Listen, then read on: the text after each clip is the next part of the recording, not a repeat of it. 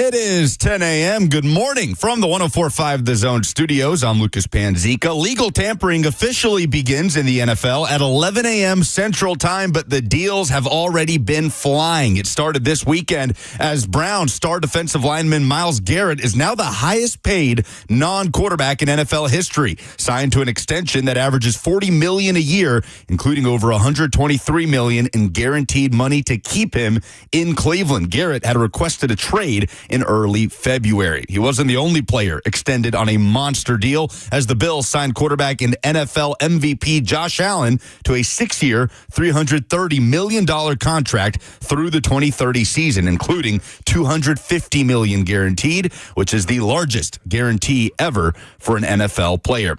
Carolina Panthers cornerback J.C. Horn is the highest paid defensive back in NFL history. He has agreed to a 4-year extension with Carolina for $100 million, including $70 million in guaranteed money. And the Pittsburgh Steelers acquired Seahawks star receiver DK Metcalf in exchange for a 2025 fifth-rounder. They also signed Metcalf to a 5-year, $150 million extension. Only one move so far for the Titans, re-signing long snapper Morgan Cox to a 1-year deal worth $1.4 million. For all your foundation repairs and waterproofing needs, visit USSTN.com. Breaking news at once on your home for the Titans and Vols. This is 104.5 The Zone.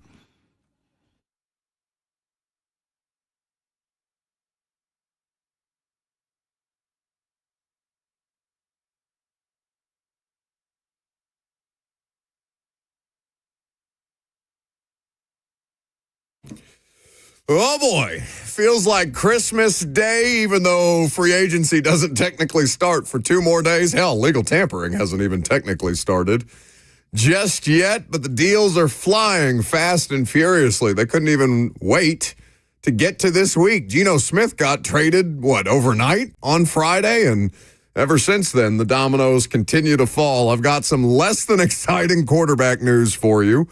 Throughout the course of the show, we've got one deal done. Bert's been working diligently to make sure that we are prepared with special imaging that would connote NFL free agency, which begins today. How do you want to debut your labors of love back there? I feel like we should wait until 11 when tamper time actually starts. In the meantime, I have a placeholder. If any local deals, if any re-signings get done, we can play.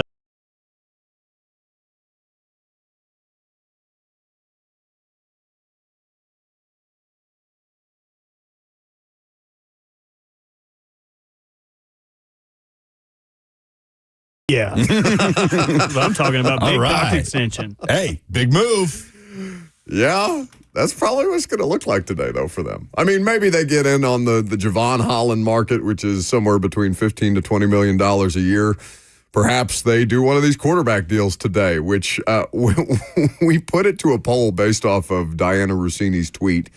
She said, and I'll read exactly her tweet because it made me laugh. Try explaining the veteran quarterback market in just one sentence right now. It's impossible.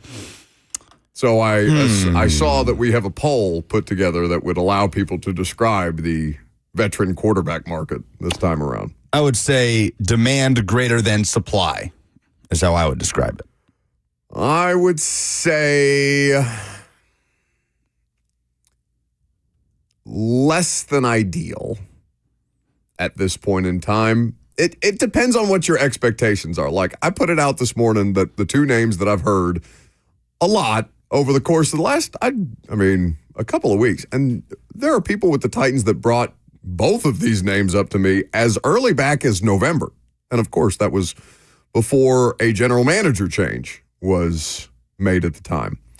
Zach Wilson and Mac Jones as 2 options. We'll see if they go for either of them. We'll see if one signs here to bring the kind of competition that they've talked about for Will Levis. It does not mean that they would not be able to still draft a quarterback with the number 1 overall pick. But when I put it out this morning, 2 names that I keep hearing around the Titans, Zach Wilson and Mac Jones, people kind of said, got some level of digital shoulder slumping.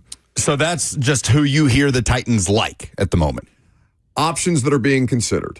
So I think the first question that pops into the mind of a Titans fan upon hearing that is, okay, is a rookie quarterback included in this situation? Because that changes things greatly, right? If you're talking about the outlook at the position in 2025. And those things aren't mutually exclusive. For sure. That if you sign Jones or Wilson, that you don't have a rookie quarterback to build around for the future. Here's what I'll tell you. They were always going to sign a quarterback in free agency this year. Doesn't matter if they were going to start the veteran the whole way through. Doesn't matter if they were going to draft Cam Ward with the number 1 overall pick. There was always a 100% chance that you were going to sign a quarterback in free agency and that you were probably going to be not thrilled with it because look at your options.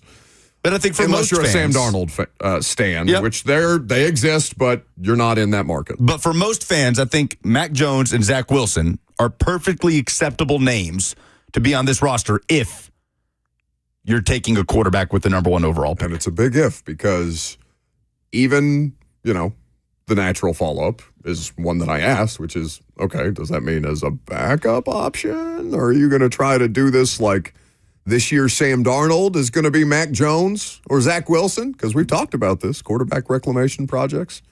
There are 2 former first-round picks. They're unavailable. Number 2 overall and number 15 overall from the 2021 NFL Draft, where 5 first-round quarterbacks ended up starting. Ironically enough, all of them except Trevor Lawrence, free agents, as the former.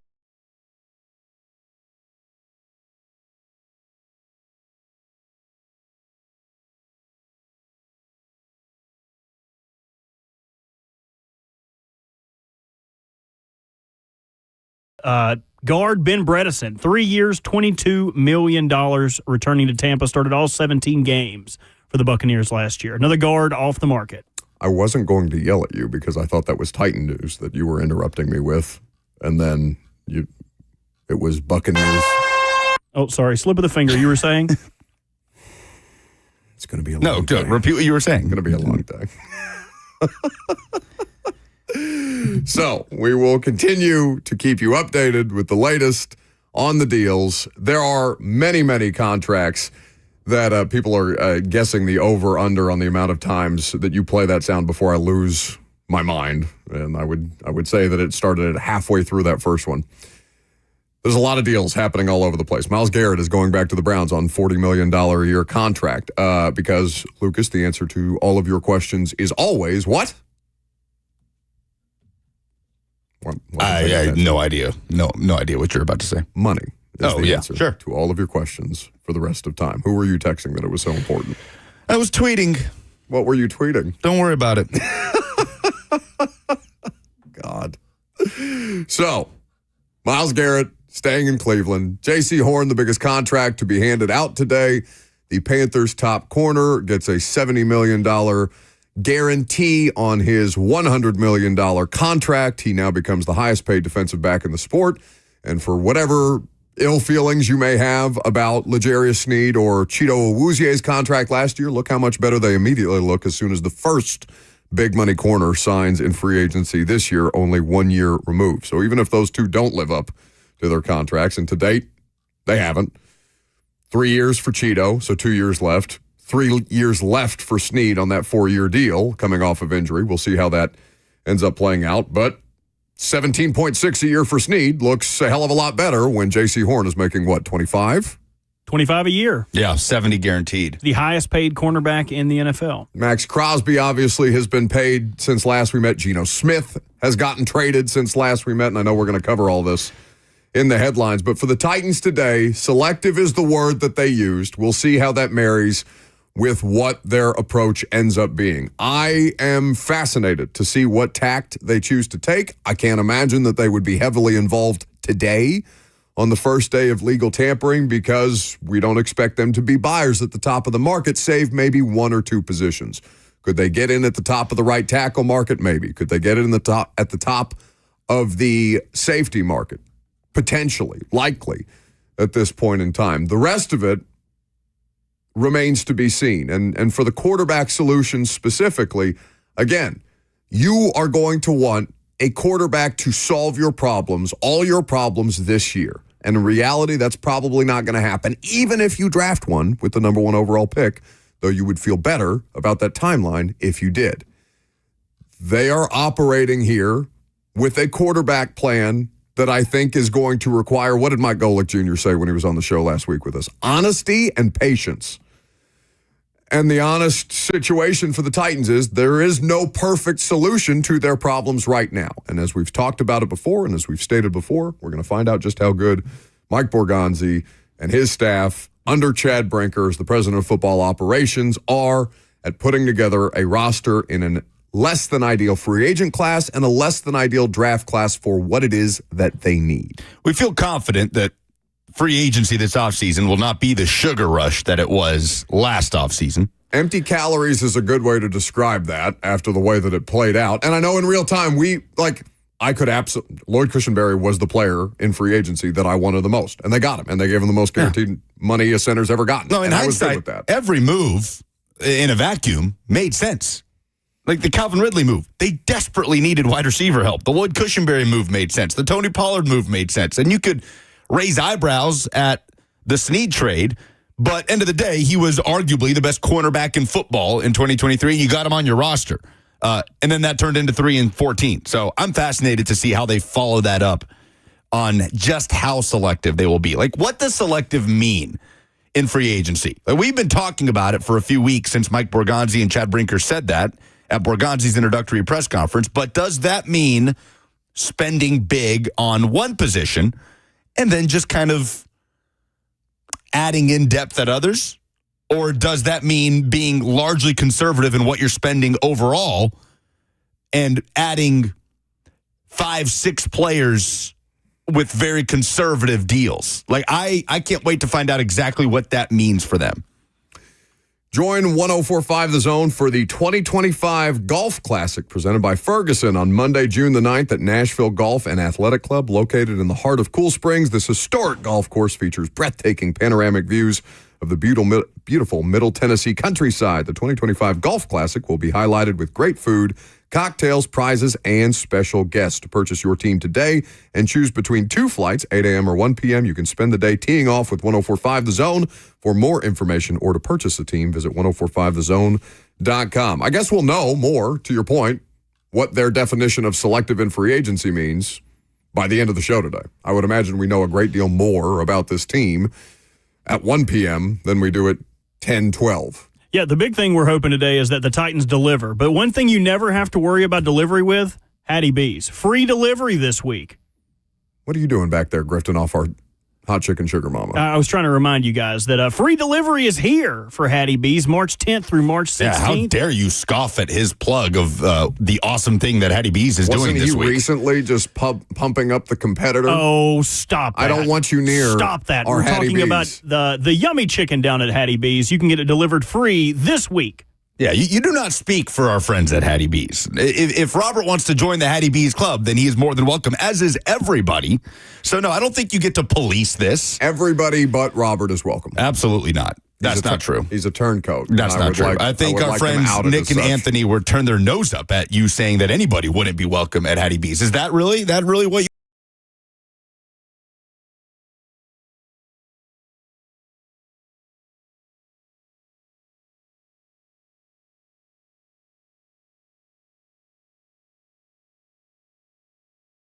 Also, Shedeur Sanders in town today, right? Yeah, for his 30 visit. A lot going on.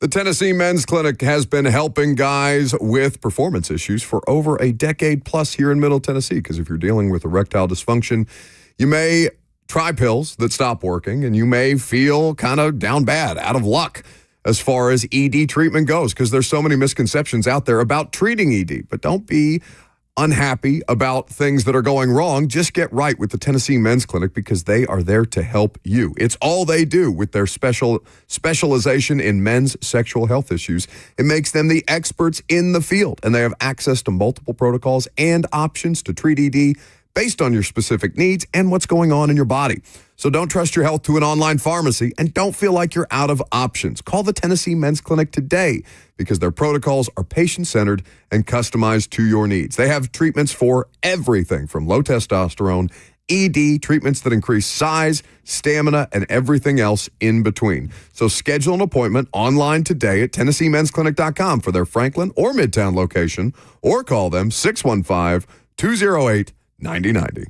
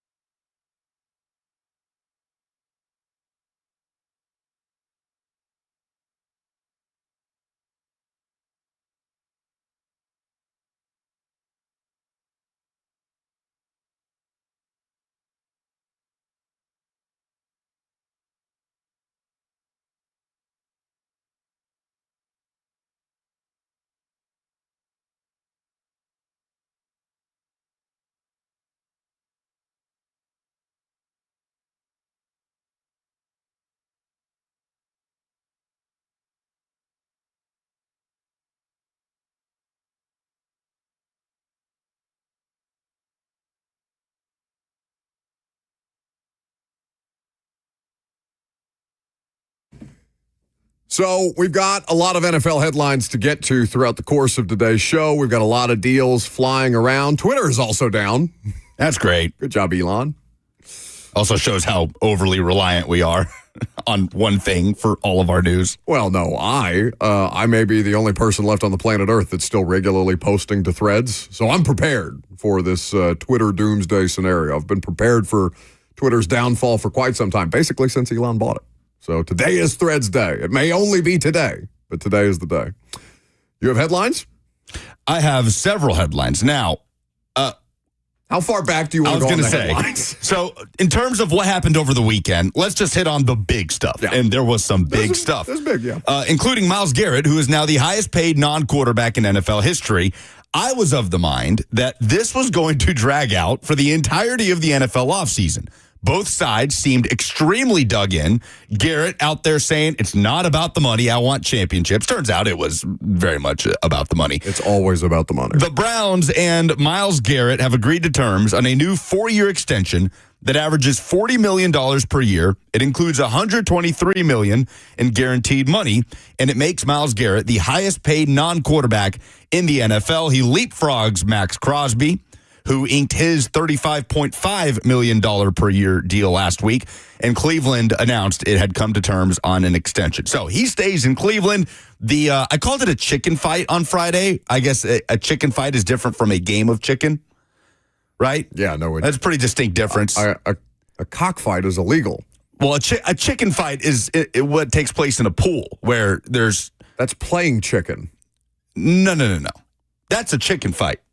Do we have this correct?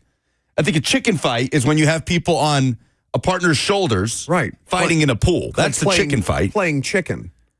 You are playing the game of chicken, not a chicken fight. I've never heard it described as a chicken fight. The only thing that I've heard described as a chicken fight is something that is illegal and that PETA would scold you for. So you're claiming that playing chicken would be like playing possum, like being chicken? That's what you think playing chicken? No, he's saying playing chicken is what you do in a pool when you get on your partner's shoulders. And you try to knock somebody off. Knock somebody off, yeah. Not a game of chicken. Or a chicken fight, whatever you... No, according to Wikipedia, I am correct. Chicken fight is what happens in a pool when you are on your... So whose shoulders would Myles Garrett be on? He would have to recruit an offensive lineman. Certainly couldn't be his agent. He'd probably crush them. Lucas said, yes, let's take this flawed metaphor and flesh it out if we could. Would it be Jimmy Haslam that he is wrestling with, or would it be Andrew Berry on Jimmy Haslam's shoulders? That would go very poorly, I imagine. Jimmy Haslam declined to participate in the game. That's right. The kid at the pool with his shirt on, refusing to get in the water. Well, Jimmy Haslam denied a meeting with Myles Garrett. We learned that on Friday. He said, go talk to Andrew Berry. So he did, and they gave him $123 million in guaranteed money. I just love that we took Wikipedia as fact, sight unseen, and moved forward with this. Okay, regardless of how you want to analyze it, the answer to all of your questions forever and all time, especially in the NFL, is money. Turns out $40 million a year is enough for Myles Garrett to be okay with going probably 4-13. All right. That'll do it. Glad we got How much cash can I stuff your mouth full of to where you'll stop your bitching about getting traded out of Cleveland? It's somewhat anticlimactic, isn't it? I really thought this was going to be a thing. It's how this thing was going to be resolved the entire time. How much money can I shove into your face so you'll shut up about it already? I mean, I thought this was going to be going into training camp and preseason, but no, he got his bag. It's a lot of posturing. It's a lot of huffing and puffing. It's a bit of a tantrum on the part of Myles Garrett, and I get it. It sucks. Like, he's an excellent player. He wants to win. He can disrupt any offense single-handedly. Hell, he was getting offsides or he was getting false starts called on the Titans because he was going in motion against them to try and pick which matchup that he wanted, and caused a tight end to false start a couple of years ago. He is excellent, and he wants to play for a better football team. He also wants to be rich. What does he want more? Does he want to win, or does he want to be rich? That is what I think fans get caught up in a lot. Ring chasing is not as important to the vast majority of these guys as it is to make generational wealth. The money matters more than all of it. It makes sense why you didn't know the proper use of chicken fight, because you can't swim. So you haven't spent a lot of time in a pool. I imagine you haven't participated in many chicken fights. I have participated in those because, like, if you are playing that game, you only have to be, like, I can get in a pool. It's not that I'm won't get in a pool. Seems like a dangerous proposition for you. I got in the ocean this past year. That was a dangerous That is proposition. dangerous. So it looks like probably. it will be Cleveland to Canton for Myles Garrett. Josh Allen Cleveland to Canton is now the highest paid. Yeah, just keep it in Ohio for Myles Garrett. Okay. Josh Allen is now the highest paid player in NFL history in terms of guaranteed money.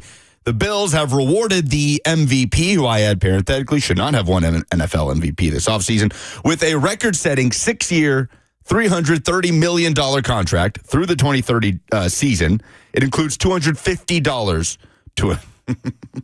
$250 million in guaranteed money, and that eclipses Deshaun Watson's guarantees, which was $230 with Cleveland. So it is the most guaranteed money ever given to an NFL player. So he's not at the very top in terms of average annual value, but he gets his long-term deal. He gets the guaranteed money, deservedly so, and they lock him in.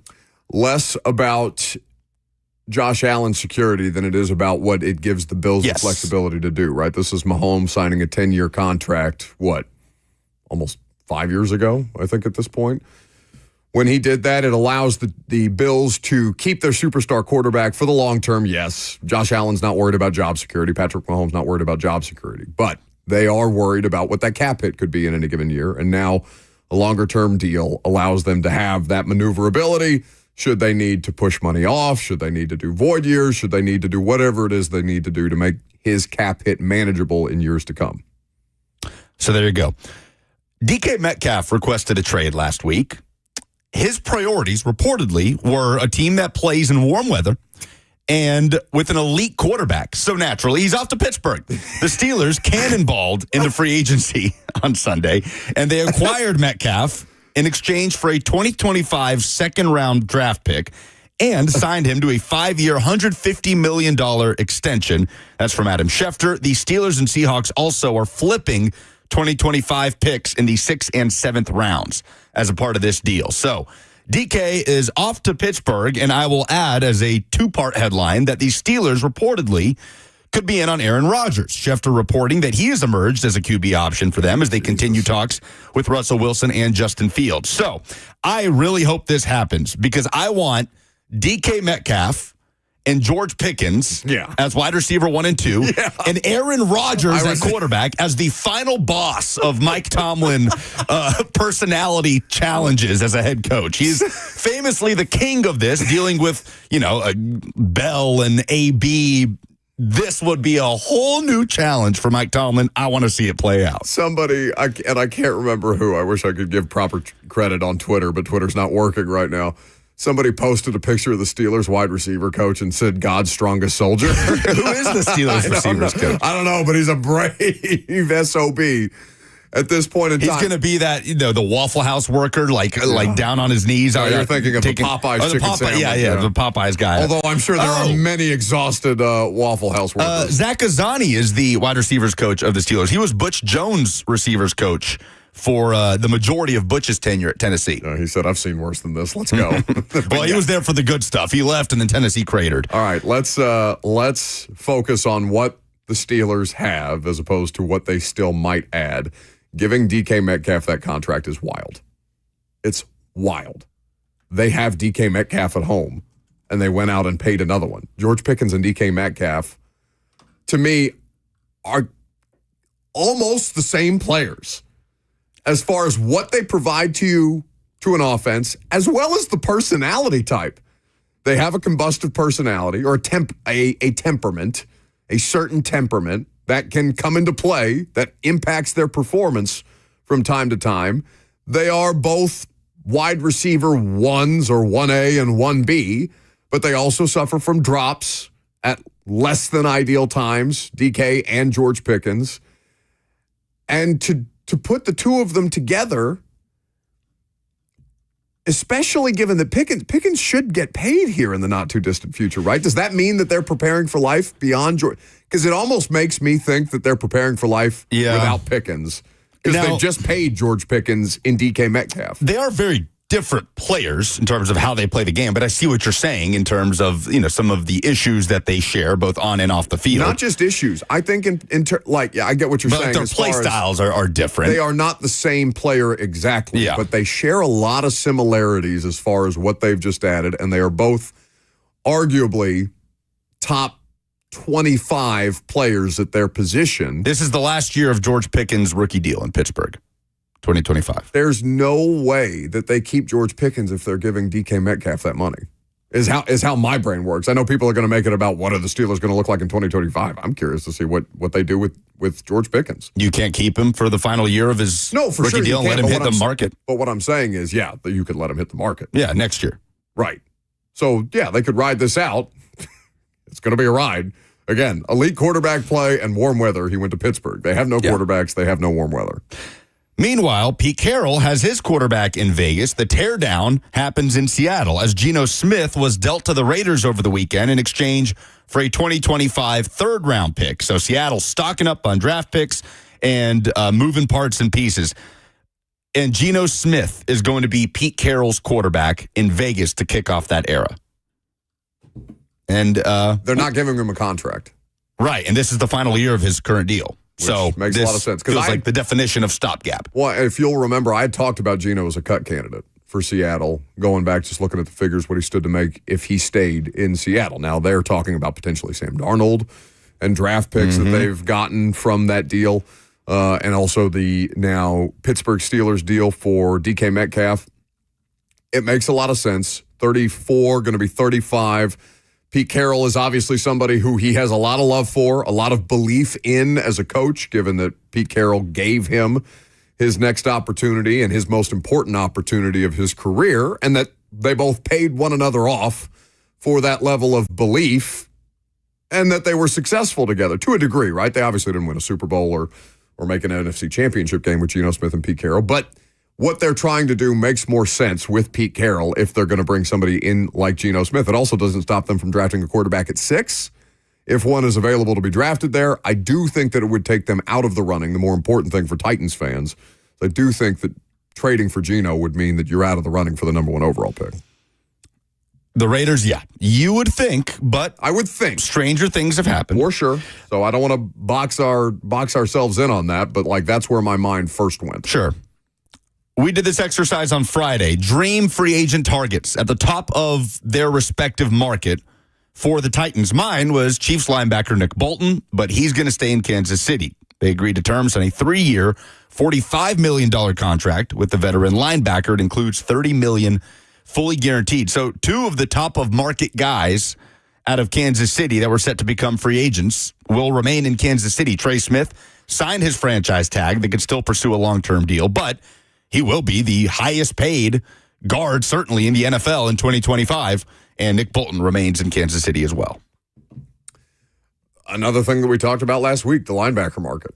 There's a ton of players, and they've since started to get picked off. Ernest Jones has gotten a new contract I saw in Seattle, Titans legend. You're talking about Nick Bolton not leaving Kansas City on that 3-year deal. They're not, the money is going to be, it's going to be more than linebackers have made because that's just where the market is right now, but it's still cost-effective relative to other positions. It's not Myles Garrett for $40 million a year. It's not what Devontae Adams is going to make with the Los Angeles Rams. It's not, what Jamar Chase is eventually going to get. So it's okay to pay linebackers now because just like we talked about the L'Jarius Sneed contract aging well just because somebody else got paid $25 million a year the next offseason, for Kansas City, it makes sense to keep 2 players. Those 2 players are 2 of the most important players to what they do on both sides of the ball. It's not Mahomes. Yeah. But how many other players have played more pivotal roles in the run that the Chiefs have been on than Nick Bolton and Trey Smith? For sure. Think about even their Super Bowl win over the Eagles, the Nick Bolton scoop and score. He had 2 scoop and scores in that game. One was called back because it was ruled an incomplete pass on the screen to Devontae Smith. So, yes, the Chiefs keep 2 foundational players, 2 players that we were talking about here, but they will remain Kansas City Chiefs. Speaking of what has happened here in the last few days. Titans released Harold Landry on Friday, and he quickly found a new home. No. The reunion with Mike Vrabel. The Patriots are signing Harold Landry to a 3-year deal worth over $43 million, $26 million in guaranteed money. Michael, what are you doing? $26 million guaranteed for Harold is crazy. It's over 14 a year in average annual value. That's the totality of the contract. Sure, and we don't know what, like, they may have an out after 1 year or 2 years. Like, it could be maneuverable, right? But $26 million guaranteed for Harold is crazy. It's not a star-studded edge class. The draft is where you will be looking to add impact players that way. Bowen's not there, right? It's no, Bowen's remained in New York. It's Terrell Williams. It is. He's the DC. So they know what they have in Harold Landry. Harold was certainly the best version of himself under Mike Vrabel, Shane Bowen. I know Terrell Williams was the defensive line coach, and Harold spent most of his time with the linebackers, it felt like. But, I mean, they've got money to spend in New England. I guess you're not hemming and hawing a whole lot, but if I was a Patriots fans seem excited about this, and I'm not sure why. I mean, I get it. It's an overpay, but like you said, the market's not great. Yeah. At that position. Cap went up astronomically this year. And how much were you hammering the we suck luxury tax last year? And they suck. Like, I feel like we can't preach those things and say, hey, don't be surprised when guys get overpaid and then be stunned when someone gets overpaid. They have to overpay even more than you might otherwise because of the tax situation. And they've got money to spend. In Massachusetts versus, I mean, they've got the most in the sport. So, like, I saw a lot of tweets about Vrabel going back to his old ways and things like that. Yeah, I mean, to an extent, and not to justify it, because I still think $26 million guaranteed for Harold's crazy. But they've got it, right? The Titans do not have it like that this year. They've got 42 in effective cap space, 40 somewhere between 42 and 50, depending on which outlet you're looking at. Of course, they would know the actual figure, but we don't have access to their books like that. We'll see. You'll get a Harold Landry, Mike Vrabel revenge game at Nissan Stadium at some point in the 2025 season. We'll wait until May to find out when that is. Something tells me he won't be the only former Titan on the Patriots by then. Well, this guarantees that Nick Westbrook-Akina is going to make $10 million a year in New England, right? And Robert, didn't you say there was was there an Austin Hooper deal?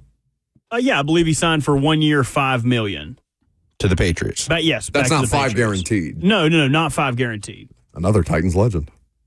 All right. And he have a stint in New England previously? Yeah, he played for the Patriots before. He was there last year. Oh, so they just re-signed him. That's right. Yeah. He played in all 17 games, 476 yards, and 3 touchdowns. I think he went to the Raiders after he was here. He was a Raider. And then he went to the Patriots. Yes. He is your quintessential, 400-yard tight end and remains in New England. Jeff Swain, baby. Speaking of the top of the edge market, 35-year-old edge rusher Khalil Mack is going to stay in L.A. The Chargers re-sign him. 1 year, $18 million, fully guaranteed. Would you rather have Mack for 18 over 1 or Harold for 26 over 3? Because that's kind of the way that I'm looking at the Harold contract, where people are saying, I can believe Mike Vrabel did that, but that's kind of the way that you have to look at this. If Khalil Mack is the top of the free agent edge market, and Joey Bosa is still out there, we'll see what Joey Bosa ends up bringing in from a team that might be interested in his services. Benjamin on YouTube says maybe New England will take Traylon Burks off our hands. No, if I can guarantee that one Titan is not going to be a future New England Patriot, it is Traylon Burks, because I can assure you that coach has shared your frustrations with the Traylon Burks experience. There will not be an Aaron Rodgers, Devontae Adams reunion unless the Rams made a shocker of a signing and brought in Aaron Rodgers to play quarterback. But we know that's not going to happen. I don't know. Devontae Adams is headed to L.A. He gets a 2-year deal with the Rams worth $46 million, $26 million in guaranteed money, the exact same amount as Landry, in guarantees at least. And according to Ian Rappaport, it was a priority for Adams to go back to the West Coast. And he ends up in L.A. with the Rams. I like the signing for the Rams. Okay, so what's the difference between 31-year-old Cooper Kupp and 32-year-old Devontae Adams? Adams, far more productive. And far more available. Yeah, yes. Would be the place that I would go first and foremost, because Cooper Kupp, since he's had the injury, has missed a significant amount of time. Doesn't mean that he's a bad player, but he's missed 5 games at least 5 games each of the last 3 years. Yeah, so that matters here. Davante Adams has been readily available. I think that he is going to. He's got a different. I think he's got a different trajectory post 30 than a lot of receivers, and I felt that way about DeAndre Hopkins too, just based on what his game is predicated on. Davante Adams not the same kind of receiver, obviously, as Hopkins is, but I think that Davante Adams for the Rams makes a lot of sense. I agree. Pair him with Puka Nacua and Tutu Atwell, who returns, and go from there. All right, very good. I'm sure we'll have more by the time we get around to this if Twitter starts to work. Maybe this is kind of fun though. I kind of like not getting the instant gratification of the Twitter notification. Yeah, but it's very sobering. What, for us? When you realize just how in the dark we are when this one website stops working. Just you. I'm on Threads. The insiders haven't figured out how to post on Threads. I was going to say, nothing's happening on Threads. You don't know that. 615-73. Oh, speaking of which, Jonathan Allen plans to visit the Minnesota Vikings. That I'm keeping the closest thing to Twitter I can get right now is the live update tracker on ESPN.com. Yes. So Jonathan Allen to visit the Vikings. They were famously interested in Jeff Simmons last year, but of course the Titans were not interested in doing a deal. There are more headlines to track here. Those are next.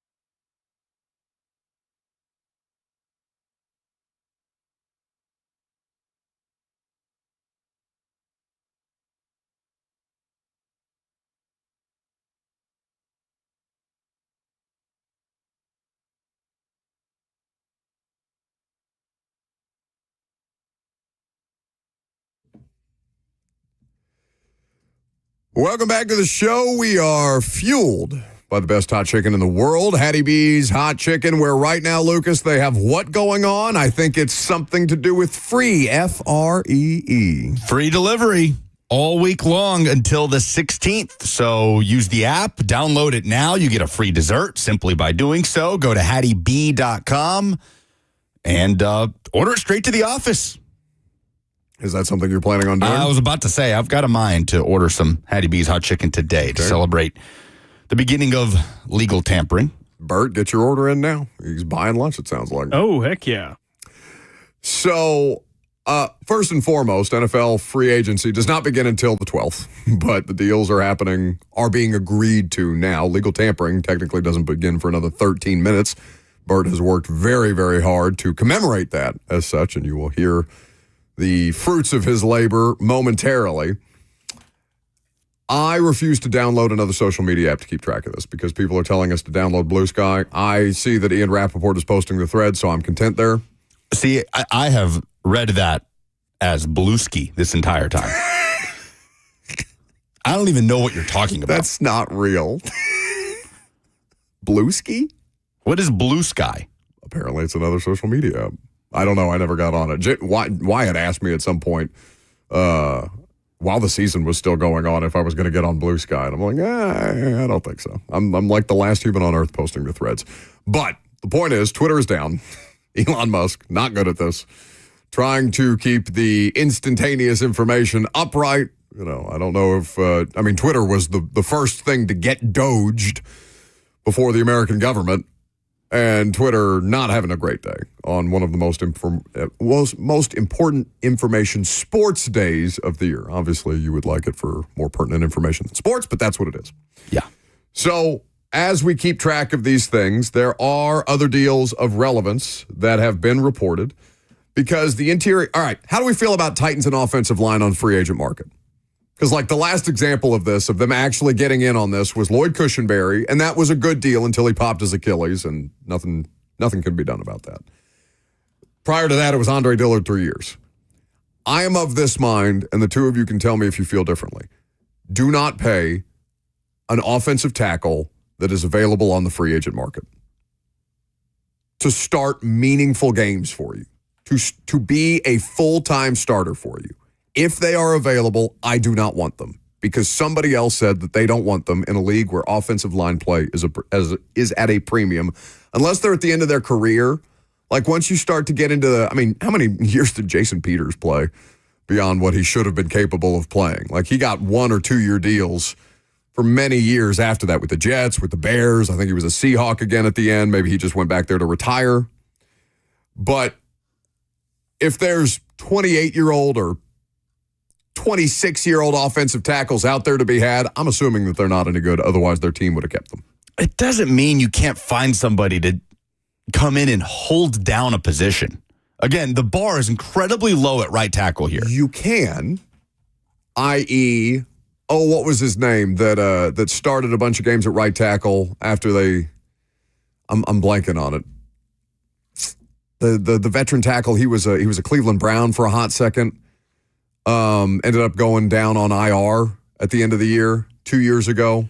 Are you thinking of Jedrick Wills? No, I'm thinking about a player that the Titans signed that had not played football, I think like the year prior, came in here for training camp, won the right tackle job, got hurt.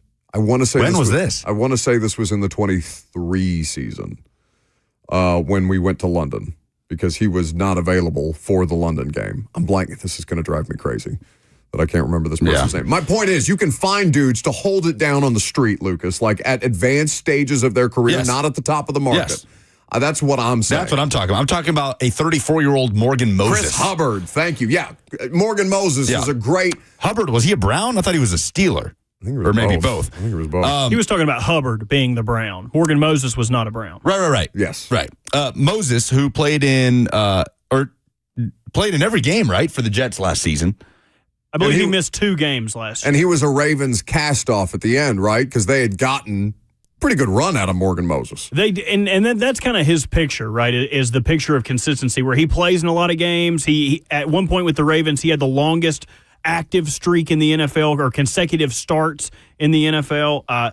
But the issue with guys like that are they're getting older, right? You can't always – they're not going to be your fix forever, but they can be your fix right now. I think it's situational when you play with the offensive line because the Kansas City Chiefs have a obvious need at left tackle. They are in a Super Bowl window. It would not make me really surprised to see them give Dan Moore a slight bag to play left tackle because they just need a competent left tackle. That is the price of left tackles. If you're making breakfast, you ain't gonna skimp and be like, I think I'm gonna get pigeon eggs today. You need eggs. You got to get eggs, or you're not gonna be able to make your breakfast. Just quail eggs.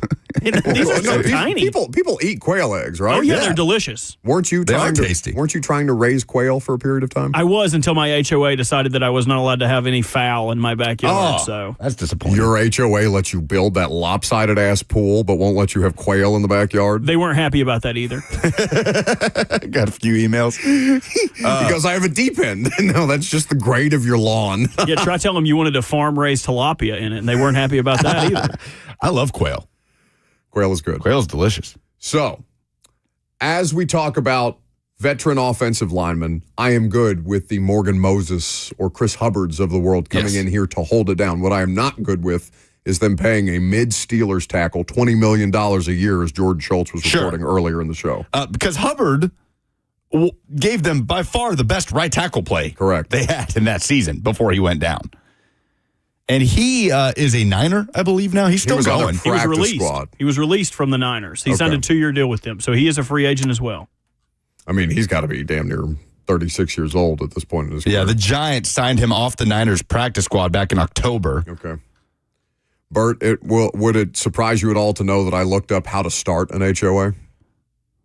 For what reason? So you could complain about other people in your neighborhood? Stop that. Why? Stop it right now. Let people live their lives. But you can complain about the barking dog in the car next to you. The dog is a problem. I mean, he's already said he wants to force out his neighbors in North Nashville to extend his yard onto their property. Yes, I have said that. I would also like to probably have been there for a long time, generations of a family that you just want to oust. And well, after one member of said family, moves on in the world, then potentially I would like to also expand my home. But we can cross that bridge when we get to it. Just uprooting people. That's what you want. On their own timeline, on their timeline. But just I have an underlying approach is the word. I'm probably not. No, I'm sure you're friendly with them too. I'm sure they think you're a nice guy. You're just thinking about how you're going to just ruin their lives and take their home from them. Pick up trash in their yard every weekend. You pretend to be an ally until you're not. There's always a plan. An underlying motive is what I'm looking for. Wait till they turn it on you and they're like, have you seen all the cats this guy's feeding? Don't start that. 615-737-1045 is the number. What does Geno Smith's deal mean for the Titans and the quarterback draft? We'll talk about it coming up next.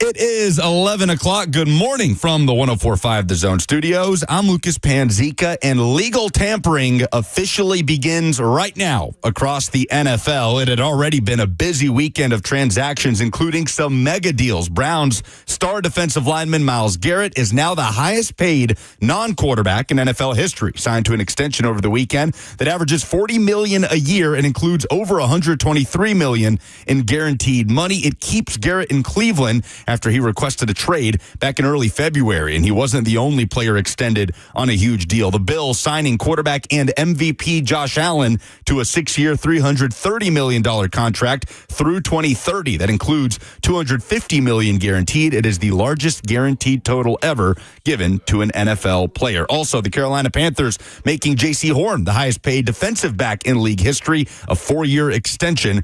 It is for $100 million, $70 million in guaranteed money. So far, just one move for the Titans, re-signing long snapper Morgan Cox on a 1-year deal worth $1.4 million.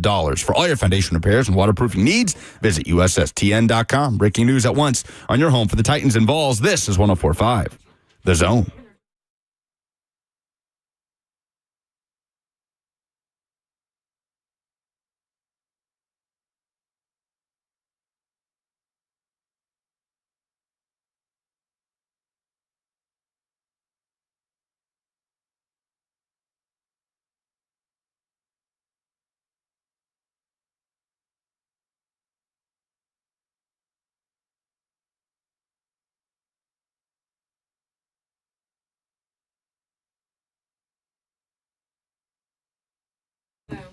What the hell was that?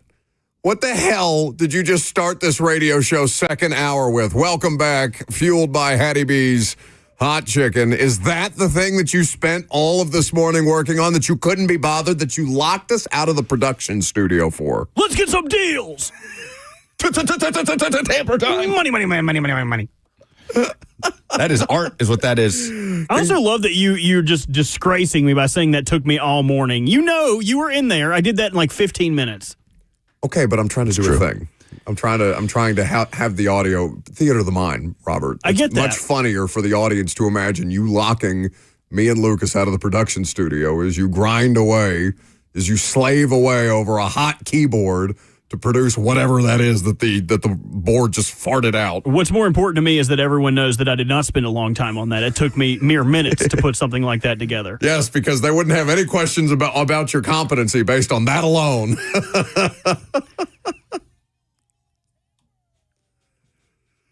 That's right.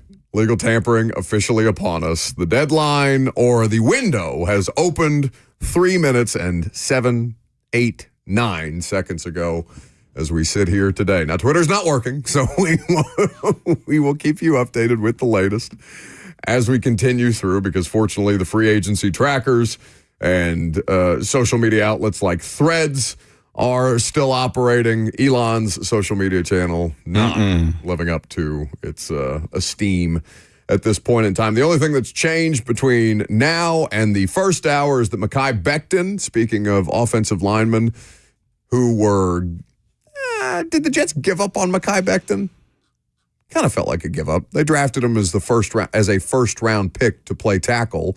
He ended up going to the Super Bowl champion Philadelphia Eagles and was a pretty good guard. He wasn't a perfect player. Played in 15 games at the position, but I'm not looking for Mekhi Becton on the post prove it deal, right? I'm looking for the next Mekhi Becton. I'm looking for the next Sam Darnold. I'm looking for the next reclamation project that isn't going to cost you a bunch of money, that can be done smartly for this team to do, as opposed to just going out there and, what did you call it, a sugar rush of a free agency last year? Yes. So that's where things are at right now. And, of course, the Geno Smith contract and trade, rather, no contract, but a trade that saw him go from the Seattle Seahawks to his former coach, now again head coach in Pete Carroll, to the Las Vegas Raiders. He's not getting a contract extension, so Geno gets to play it out at 34, going to be 35 years old. And to me, as we talked about earlier in the first hour, it does take Vegas with the 6th overall pick out of the first overall pick discussion, the trade-up discussion. Doesn't mean 100% concretely that they are not going to trade up for number 1 overall, but the percentage chance that Vegas would come up for Cam Ward or Shedeur Sanders now, it would be surprising to me. Would it be crazy to consider Seattle as a team that could have an eye on a massive leap? I mean, they'd have to just be head over heels for Cam Ward. They're currently picking 18. It would cost a ton to get from 18 to 1, even in a lesser draft as this one is considered. They now have 11 draft picks, by the way. Oh, Daniel Craig says, what happened with Becton? He's expected to test the market. I apologize if I didn't mention that. First deal of the day. You guys ready? Mm-hmm. Hassan Reddick signing with the Buccaneers. 1 year, $14 million. So if Khalil Mack got 1 year, 18 at 35 or 34 years old to go back to the Chargers, 1 year, 14 for Hassan Reddick, who was, I don't know, shall I call him embattled last year with the New York Jets? He'll be 31 in late September. He got $12 million guaranteed. Sneaky old. This is the kind of thing that Cosell and I talked about. Because is he gonna play? Like, is he their down in, down out edge guy now, Hassan Reddick? I'd be lying to you if I was super familiar with the Bucs front seven dynamics right now. As I understand it, Yaya Diaby is their in-out guy. So it's between a Louisville guy from a couple years ago? Correct. Yeah. Yaya Diaby and Logan Hall, who's a former second-round pick. What happened to Joe Tryon Shoyanka, or however you pronounce it? Something like that? He's still there as well. He's still there as well. Did I get that name right? You did. You didn't say it correctly, but it was close enough that I know who you were talking to. You only know him because of his one preseason performance against the Titans. He was a monster against the Titans in that preseason game, but other than that, didn't do much. Well, he's actually a free agent. Could you say his name again for everyone? Yes, please. Is it Joe Tryon? What's the last part of it? I'm not Say sure. it. Say it. You give it a shot. Not Sri Lankan. Not Sri Lanka. No, Shoyanka? There you go. That's close enough. Yeah. I don't know what it is, but I know it's not that. What is it actually? Shoyinka? Is it Shoyinka? Oh, I'm There's an I. Way higher percentage chance of being right than you two do. Either way. Geno Smith and the Titans, how does that impact things for the number 1 overall pick? As we sit here today, free agency has just begun. The quarterback movement hasn't really started yet, right? Have we seen a single quarterback deal? I don't think so. No. Other than Geno? No, and Geno's it's just not a deal. Rumblings. It's scuttlebutt about, Rodgers maybe to the Steelers? Well, what about the Giants? Justin Fields is being allowed the opportunity to explore the open market, and the Jets and Steelers are the most viable spots for him. For what it's worth, doesn't mean that the Titans couldn't be in on Justin Fields, but I personally have heard nothing about Justin Fields and the Titans. He is kicking it in Dubai as we speak, Justin Fields. I suppose there's worse places to spend your time. I am fascinated to see if the Titans just have to stick and pick with this number 1 overall selection, because doesn't it seem like with the amount of movement that were even teams that weren't at the quarterback musical chairs situation, shuffling parts and pieces, I just feel like teams are trying to figure out a solution that's not drafting one of these quarterbacks. Yeah. No, that feels much more likely for a team like Seattle, right? I mean, they now have more draft picks than anybody. They have 11 after the Geno and DK deals. And previously it was the Jags with 10. It was. Yeah, I think there were a couple teams that were tied with 10. But now it's the Seahawks with 11. They have the 18th pick in the first round. But if you're Seattle, what makes more sense? To package some of those and make a monster leap up from 18 to 1 to get Cam Ward, or to pay a Sam Darnold and be able to fill out that roster? I would probably go with the latter. You got a couple of deals here. Well,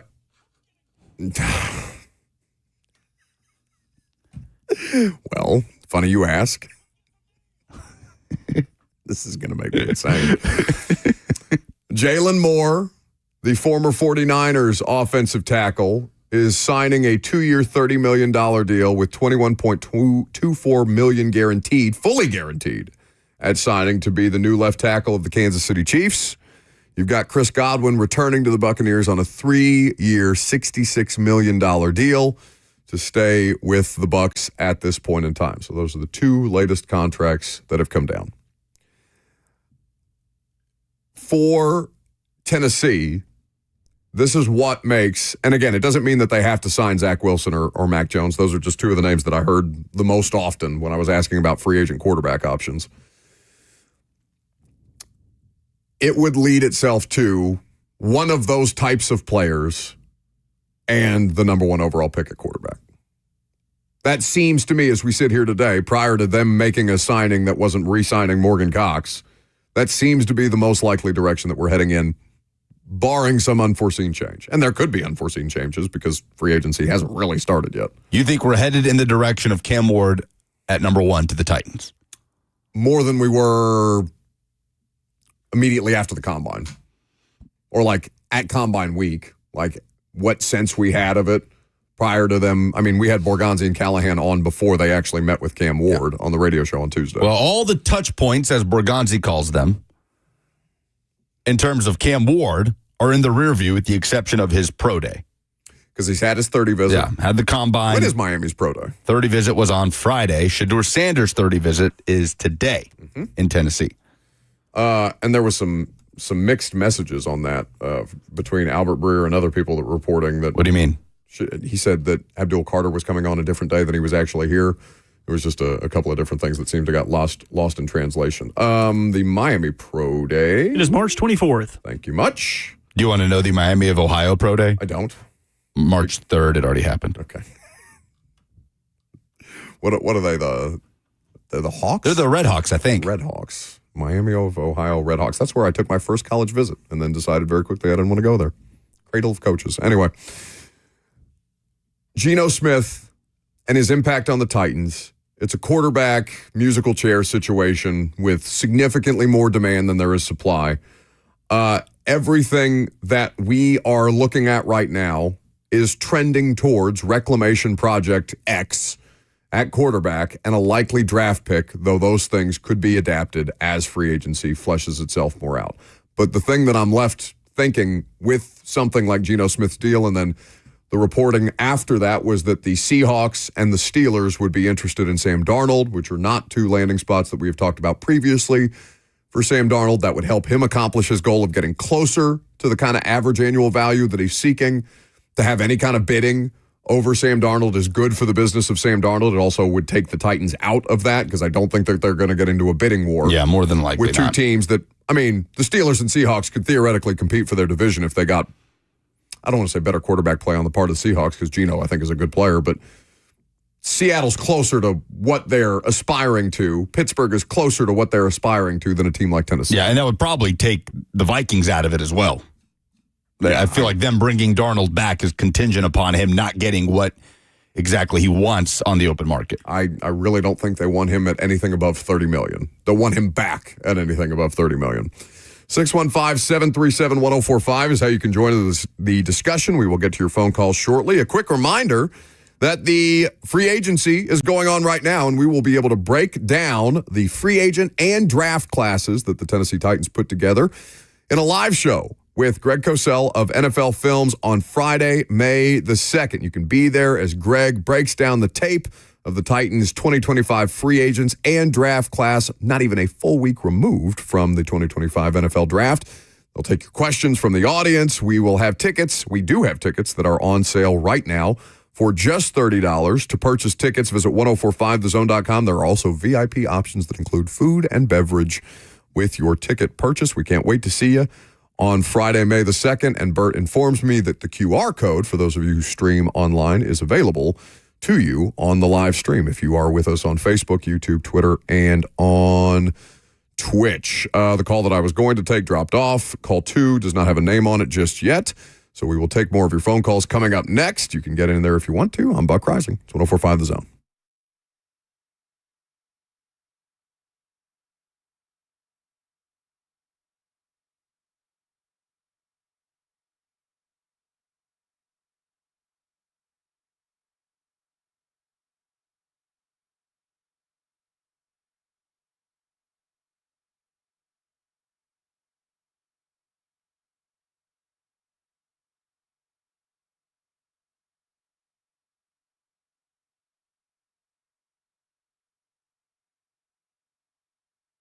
Don't waste your precious time looking for a four-leaf clover or a pot of gold. There's no need to leave your finances to luck when Trajan Wealth is here to help. You can call them today because you've definitely asked yourself, will you have enough money when you retire?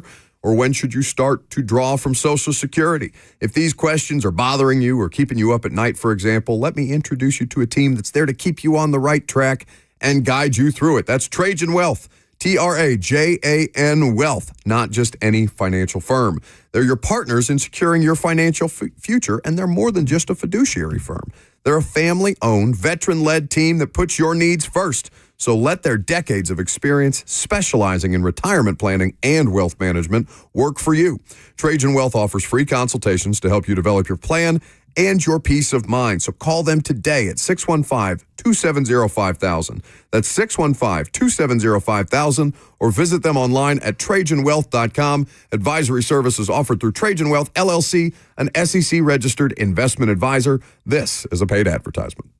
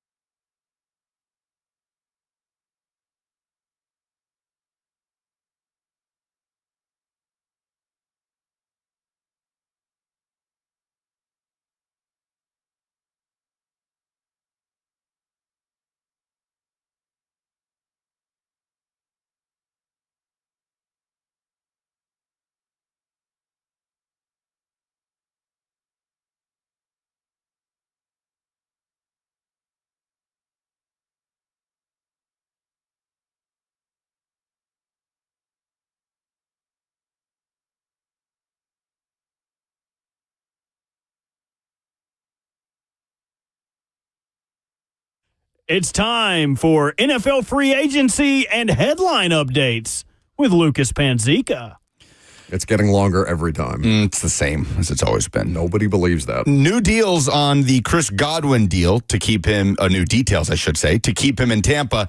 He is taking less money. This is from Ian Rappaport, so I take it to mean straight from Chris Godwin's agent. How are you getting that?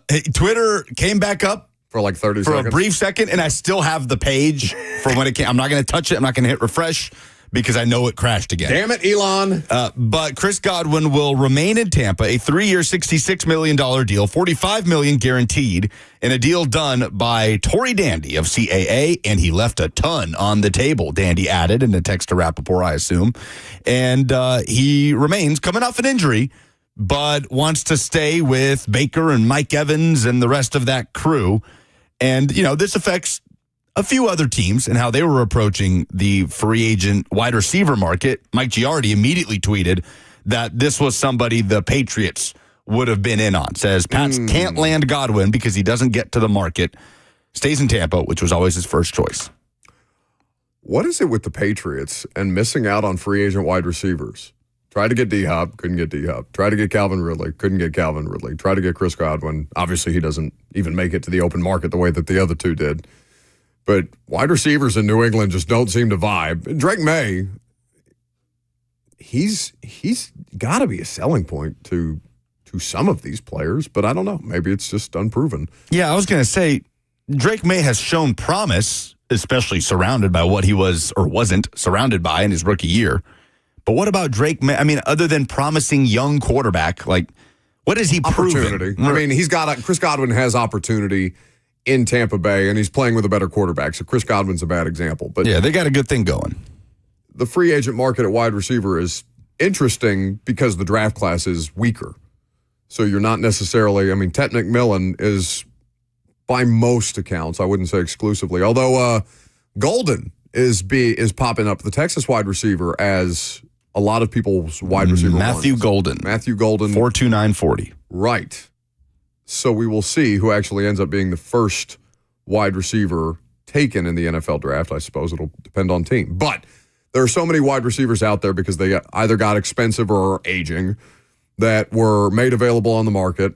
And so I'm curious to see where that ends up landing, because the Titans need veteran wide receiver help. They also need a draft pick at wide receiver. Just at some point, guys, we're going to get to a place. I promise you. I don't know when it's going to be. I may not even be here. Me and Lucas may be long gone by the time we get to a point where somebody covering the Titans on a regular basis doesn't have to say into a microphone, no, they literally need everything, because we've been doing it for 3 straight off seasons. There is a new second highest paid center in the NFL. Drew Dahlman is headed to Chicago on a 3-year, $42 million deal, $28 million guaranteed. They're fortifying things in front of Caleb Williams. The trade for Joe Thuney, evidence of that. Who else did they acquire in free agency? Kappa went to the Raiders. There was another offensive lineman that I believe the Bears have added into the mix here in the last couple of days or weeks to fortify things in front of Caleb Williams. And I think that makes a lot of sense. They needed a center. They got a center. Got the best available center on the market. Atlanta's done a good job drafting and developing offensive linemen. They've kept some of their guys. Jonah Jackson, too. Jonah Jackson is who, and he was pretty expensive, right? I know they traded for him from the Rams. He came with a pretty hefty price tag. Because he signed that big deal last year when all the guards were getting super deals, where Robert Hunt went to the Panthers getting $20 million a year, so they acquired his old deal from the Rams. So that makes a lot of sense. There is also a $3.5 million deal for the Chiefs to sign running back Elijah Mitchell, which just came out. Which is interesting, right? Yeah. Because the only reason he probably isn't signing a bigger deal is because of health. Yes. So someone that's a home run hitter like that getting added to the Chiefs is a big deal, especially when that room was just kind of like a bunch of dudes. They added Kareem Hunt, who was exceptionally good for them, but it was a bunch of dudes. Yeah, I take that to mean they probably won't bring back Kareem Hunt with Isaiah Pacheco still on his rookie contract. Yeah, it wouldn't make sense to. So Dahlman goes from Atlanta to Chicago. Atlanta also released Grady Jarrett. They move on from the defensive tackle. That's big. Yeah, franchise legend, 2-time Pro Bowler. and they are releasing him in a cost-saving move. His cap for 2025 was over $20 million. They save over 12. Bert, do you want him? Yeah. Kind of indifferent. Yeah. And the Texans have added to their wide receiver core with Braxton Berrios. Cheyenne will be exuberant. 1 year, $2 million. That's the most famous NFL player in America among a certain population of people. Outside of Travis Kelce. Outside of Travis He's second to Travis Kelce. So y'all were explaining to me that he has a famous girlfriend? Her name is Alex Earl. Shame on you for not knowing this. She is a multi-millionaire, if not close to billionaire at this point in time. She has done very well for herself in the realm of social media. She is very famous. He appears in many of her TikToks. That's how my girlfriend knows who she is, or who Braxton Berrios is. Why should I feel shame for not knowing who that person is? No, just, not up to date with things going on in pop culture. Definitely not. The Packers, Jair Alexander will remain a Packer at this point. This just dropped on the ESPN free agency tracker. I'm finding out who the single people are in the chat because they're saying, who? Your girlfriend will tell you. No, Megan does not spend much time on social media. Your fiancé is a doctor, all right? That's a little different. Doctors can have Instagram accounts. Yeah, but they don't regularly doom scroll the way that the vast majority of America does. You would be shocked the amount of hours spent on night shift at the hospital just doom scrolling. Probably watching Dr. Pimple Popper or something like that. But latest on the free agency tracker, ESPN, at this point, cornerback Jair Alexander remains a member of the Packers. A source said Packers GM Brian Gutekunst is not moving him yet. Now, it was not that he requested a trade, but that the Packers were kind of hearing offers on him. Wasn't that the situation? They were asked at the Combine whether or not they would explore the idea of trading Jair Alexander, and they acknowledged that they would at least be open to hearing offers. They didn't shut it down the way that the Browns did with Myles Garrett. Okay. So, interesting at the wide receiver market that you have Chris Godwin off the board. Not really any other big names in terms of the free agents. Titans surely will add a wide receiver in free agency, right? Like, what caliber wide receiver are we talking about for NWI. the Titans? The NWI caliber. I mean, the more that I think about it, that's the one that I would want. If I was a Titans fan, that's the one that I would want. I mean, who is really coming in here for the money to be a bona fide wide receiver one? There's not a name on that list that I would want for the amount of money that's going for. But that's what you need. Right. But in all likelihood, Calvin Ridley is probably wide receiver one for the Titans in 2025. Or it'll be a 1A, 1B sort of situation. And, I will be diplomatic about that because Calvin's second half of the year was certainly better than the first half of the year. And Brian Callahan's talked about, kind of feeling things out, trying to figure out how to make it work best around Calvin Ridley. So it's not like, I don't want to say that he can't just because he's never been that kind of a player other than Jacksonville. Jacksonville tried and didn't have much success making him what their version of wide receiver one was. He's had wide receiver one number type of seasons, but obviously, in Atlanta, it was Julio. But that was that 2020 season that he popped off. I mean, that was a pretty unavailable season for Julio. Right? 2020? That was the year before he got traded. Yeah, it was before he came here. Yeah. So, I mean, Calvin was the guy in Atlanta in that 2020 season. Yeah, but Calvin was... Are you sure? When did he leave the team? He had an extended absence away from the team that ended up being gambling related prior 2021. So his absence from the team was... Because that was Arthur Smith's first year. Julio missed... he played in 9 games in that 2020 season. Ridley played in 15 and had over 1,300 yards, 9 touchdowns. And then the 2021 season, he only played in 5 games. He was suspended for the entirety of the 2022 season, and then he got reintegrated back into the league in 2023. And he's had back-to-back 1,000-yard seasons since. A caller brought up Joshua Palmer on Friday, I believe. He is a free agent. He is 25 years old. Obviously, there's a local tie. Went to Tennessee.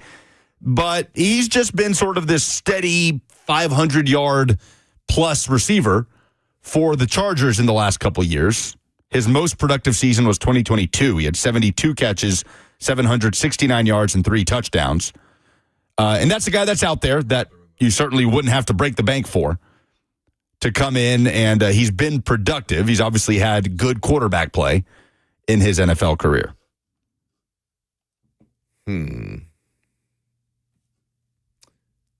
I'm caught up in this conversation about Ridley.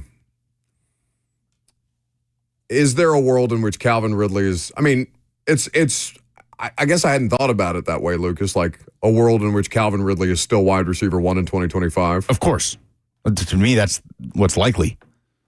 That's the most likely scenario. Yeah. I mean, who are you bringing in to? No, I don't know. I guess I have never thought of Calvin Ridley as wide receiver 1. Even though I understand, like, he's really the only wide receiver left on the roster at this point in time. So, by default, if nothing else, but I guess I envision the Calvin Ridley role as a complementary role, as somebody who can be a weapon, who can take the top off of defenses, but is not your primary target. I just don't know if, I mean, there's going to be a lot of things about this upcoming season that aren't perfect or aren't ideal or as you might have pictured them after going through a year like last year. So, again, taking your lumps on a couple of different positions or in a couple of different scenarios. But, yeah, I guess Calvin Ridley's going to be wide receiver 1 again. Connor on the F&M Bank chat says, we have Josh Palmer at home. I'm assuming talking about NWI. You don't. But you don't. He's an unrestricted free agent, bud. And, I mean, who commands more in free agency? Joshua Palmer, who, not that this matters, but I'd say is probably a more commonly known name among NFL fans, right? Who's caught passes from Justin Herbert over the last couple of years. For sure. Versus NWI, who had 9 touchdowns last season. I promise the vast majority of Americans think that's a soccer player. Sure, but I'm saying who commands more money on the open market? Palmer, for sure. Unless Vrabel overpays Nick Westbrook-Akina, which is entirely possible, I guess. I mean, again, we just saw Tutu Atwell retained by the Rams on a 1-year, $10 million deal, fully guaranteed. And Atwell has had similar numbers to NWI, and NWI has far more touchdowns than Atwell's had in his entire career, let alone the 2024 season. People are telling me to get over it. Sollywood on YouTube says, "But get over it. Calvin is number 1." I mean, it's not like I'm not like actively fighting it. I guess I just hadn't resigned myself to the place where Calvin Ridley was going to be wide receiver 1 again yet.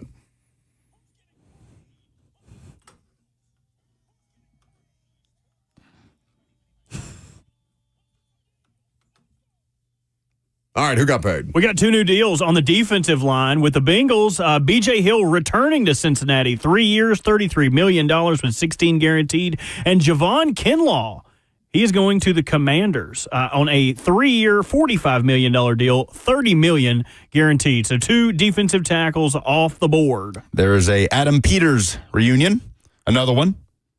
First Deebo Samuel, and now Javon Kinlaw. Good for Javon Kinlaw, man. 3 years, 45 is a substantial chunk of change, and obviously Jonathan Allen out, so Javon Kinlaw in. Washington trying to – their run defense was so bad last year. That was ultimately one of the things that undid them. That Marshawn Lattimore trade really never worked out for them. He was arguably one of the worst individual performers in the playoffs this postseason. So Washington trying to shore things up on the defensive side of things to – do their best to fight it out in that division with the defending Super Bowl champions. And, of course, Washington making the NFC Championship game last year. Hey, Twitter's back. Kind of odd they for would like add 5 seconds. They would add Kinlaw because the language around them releasing Jonathan Allen where it was, they're ready to plug in Jerzon Newton, like the highly touted draft pick from last year who fell to the second round, but now we're adding Kinlaw. So Jerzon Newton is now a backup once again.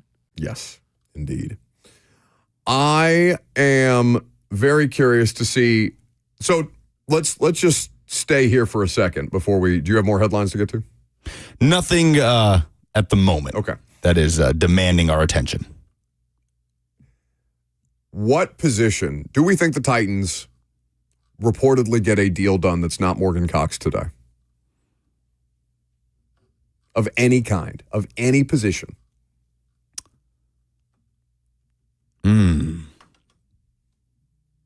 Yeah, I think maybe one. One deal. Yeah. I'm fascinated to see what it ends up being, because it would be shocking for them for an NFL team, the worst team in football with the worst roster in football, to go through this free agency process and not get a day one deal agreed to. But I don't really know what direction they would head in or where they would prioritize, because I don't think they're going to get into bidding on a lot, like bidding with other teams for one of these players. So I don't really know. Again, like I said, 1 o'clock, we're going to know a great deal more about this team than when we started the show, based on how they approach this. Positions that they absolutely must address in free agency: interior offensive line, to me, more than tackle, interior offensive line. Though the guard deals, Bert, guards are getting kept or signed as fast as any position on the open market. I don't know if I should be surprised by that, because there were a couple of players out there. I mean, the Will Fries guy, I know, is somebody who Titans fans have brought up a good deal. He, as far as I know, has not done a deal yet, and we'll keep you updated if there's any additional information on that. But interior offensive line, not the tackle market. I'm good on the first day tackle market. Absolutely not. Safety, Javon Holland is a player that they've been linked to. Cam Wolfe of the NFL Network reporting that it was the Panthers and the Titans. They really haven't been linked to many players at all. So Holland's name comes up because he might be the only one I've seen from a credible NFL reporter linking the Titans to a free agent. Rod P says, I'm sure Rand would have had something at this point. Yeah, but that's not the point. I mean, his lack of, I don't want to say lack of discipline, though they have described needing to take a more disciplined approach to free agency. So maybe I could describe it as, in their view, undisciplined last year's contract signings, right? You remember, you two went to the live show last year, right? Yeah, because Bert pulled the chef out Yes. from under Rand's seat. You remember the story he told about, like, being in the building the day that they thought they might have a chance at Calvin Ridley? Yes. And, like, so I can't remember who was in a towel, like, just got out of the shower, like, walking down to somebody else's I think office. it was Rand. Rand to Chad, maybe, Yeah. or vice versa, either way. But, like, that was, hey, we didn't expect this to be here. Let's do this. Wasn't a part of the plan, but that's the direction we're heading in. Whereas Borgonzi seems very meticulous, to the point where I don't know that there would be that kind of variance, especially for $92 million over 4 years, for you to just be like, yeah, we got it. Again, I get Rand was the GM, but I don't love just pinning that all, like everybody wasn't on board. He said that he had talked to Brinker and called Amy Adams Strunk about it. So again, but he's the person who ended up losing the job. Sure. But like, people were on board for that approach. I have a hard time saying like he just took it and went rogue with everything. No, but Lucas, that's fine, but they then cited that as reasons why he was fired. Again, I thought more people should have been fired, but I can't help that more people weren't. Like, that's just what it is at this point in time. So the thing that it sounds like they're going to avoid is what last year's free agency looked like, which is you spent the most money and ended up being the worst team in football. 615-737-1045 is how you jump in. We'll get to your phone calls here in just a second. Deals ongoing, so we'll make sure that we keep you updated. We're going to be broadcasting live from Bridgestone Arena for the 2025 SEC Men's Basketball Tournament. You can listen in, and we'll keep you up to date with all the news and events happening inside Bridgestone. We'll also have some special guests for you. For more information, visit 1045thezone.com. I know we're all excited for the SEC Tournament. Let's go. Well, let's get your phone calls on the other side and give you some more updates, because there's been a few more transactions that have come across the timeline. I'm Buck Rising. It's 1045 The Zone.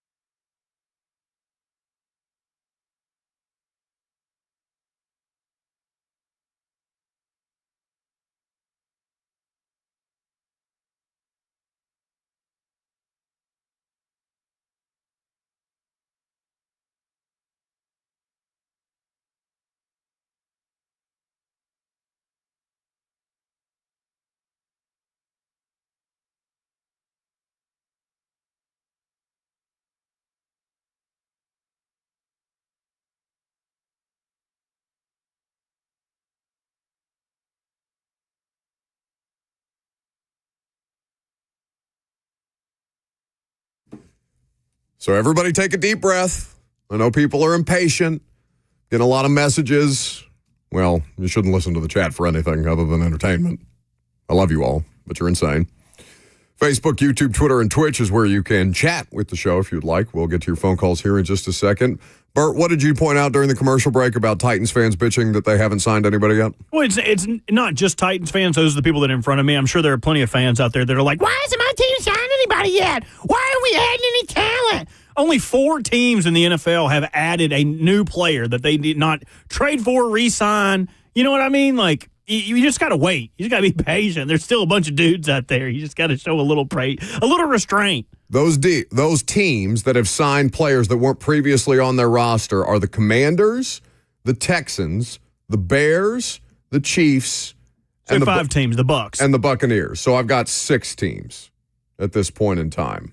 And point stands. That have agreed to new deals with players that were not previously on their roster. But again, out of 32 franchises, Bert's point is correct. You are not the only ones who are not yet agreeing to terms with players. Ian Rappaport, though, is saying that the Rams are bringing back backup quarterback Jimmy Garoppolo. So that is an interesting entry point into our conversation that we're going to have in the next segment about Mac Jones and Zach Wilson as Titans quarterback options. Yeah. Free agent quarterback market just got a lot uglier. It certainly did. Just everything around Jimmy Garoppolo is uglier because he is so beautiful. But we'll get to your phone calls in the meantime. How about Chuck in Clarksville up next? Hey, Buck.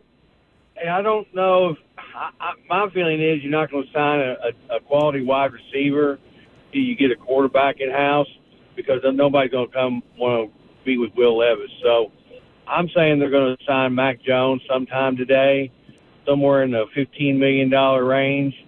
But I think it's going to be Mac Jones, the next quarterback. I'd rather see Justin Fields, but I don't think he's coming. So it's going to be Mac Jones, in my opinion. Thank you for the call.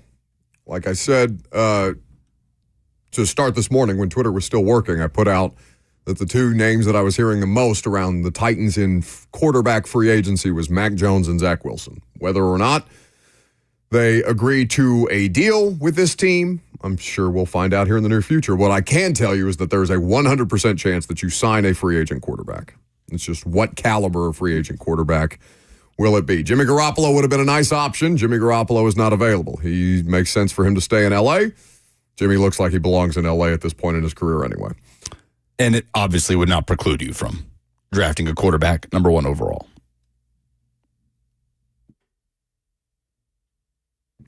So the other part of this is Aaron Rodgers. Aaron Rodgers is going to be an interesting chess piece on the board here because if it's anywhere but the Giants,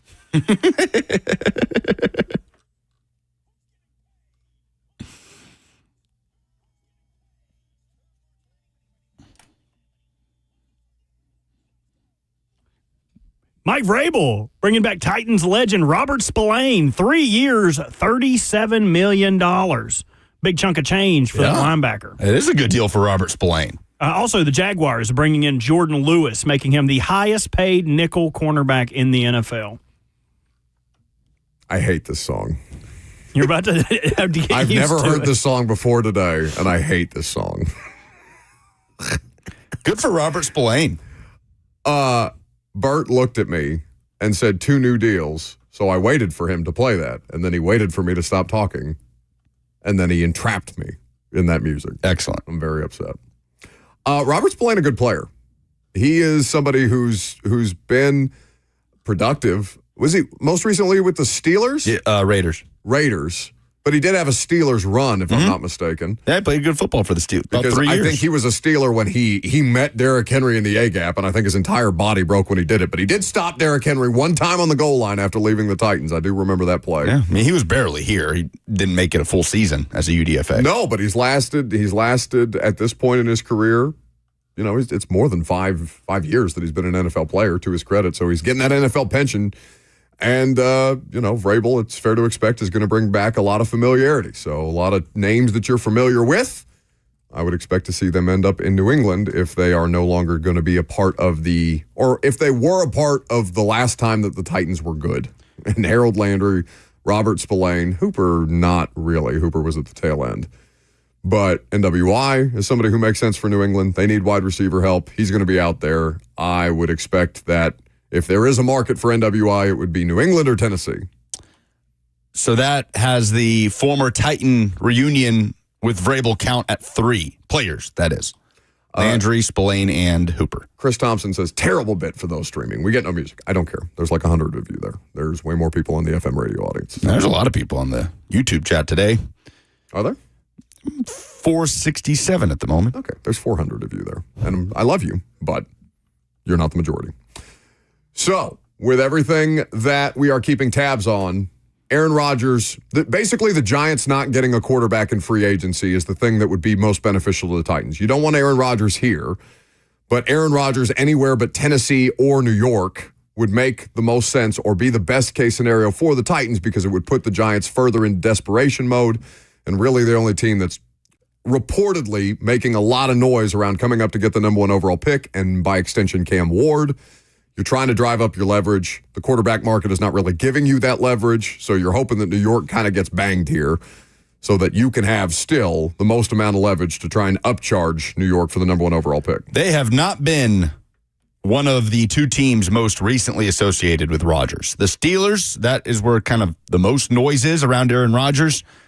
And the Vikings are being talked about as a dark horse candidate to land him. Ooh. Just kind of, lurking a little bit. He would fulfill the Brett Favre prophecy. Now he only needs to steal money from underprivileged children. Oh, That's correct. It would be another Infinity Stone. He doesn't just have to steal money from them. He has to then build a volleyball facility with them. Open up a failed steakhouse in Green Bay, have it get shut down. Which is crazy that if the Brett Favre steakhouse can't succeed, there's nothing in Green Bay. Like, where else is there to eat in Green Bay, Wisconsin? Stadium View. Stadium View's got a great little bar No, down I've been there. to Stadium View. Wait. That's the one. I didn't know that he opened a steakhouse that failed in Green Bay. Yeah, there you Yes. AJ McCarron has a successful sushi joint Still? in Tuscaloosa. Oh, I thought it would have gotten taken with down for the no other worst reason than the name ever. AGN Sushi. I mean, absolutely Shut terrible. up. That's not what it's called. I swear to God. It's exactly. It's AJIAN. Aegean Sushi. Now's as good a time as any to pitch you guys my sushi restaurant idea. So we would call it Wasabi Robbie's. Okay. That's all I've got. Okay. He immediately tried to take ownership of Robert's Western World when we went before the Cat Williams show. Yeah, we were there before the Billy Strings show the weekend prior. They always have a spot for me, don't they? Always have a bologna sandwich waiting on me, don't they? They sure do. Nothing beats the recession special. It's as about a good a value in a city that doesn't have a lot of value anymore, as far as deals go. The recession special lives on in eternity. Anyway, people saying that Aegean Sushi is gas in the chat, which means good. If you were unaware, Lucas, this is how the children speak these days. That's cap. No way it's good. Stop. All right. So I'm so mad at you. I will keep you updated. We will keep you updated with the latest in the deals. Free agency has not yet begun. Legal tampering, however, we are an hour in and still no deals for the Tennessee Titans reported on yet. But 2 names that I'm hearing at the quarterback position, we'll call them intriguing, if nothing else. We can talk about Mac Jones and Zach Wilson as potential Titans quarterback options coming up next.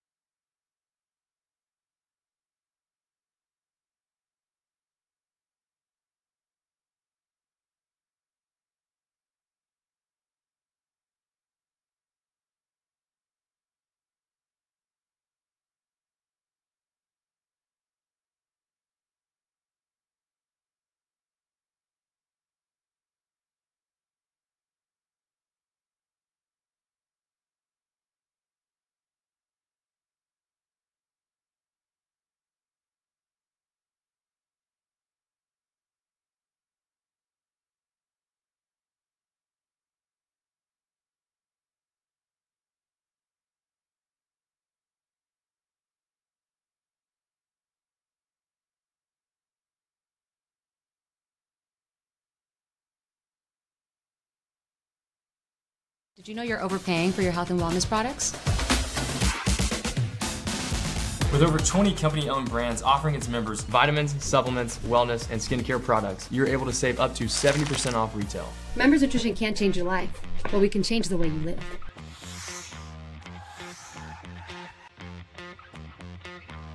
We've got the trucks, all the trims, all the towing, all the bells and whistles, and all at Truck Month Savings. Two Rivers Ford is Ford Truck Central.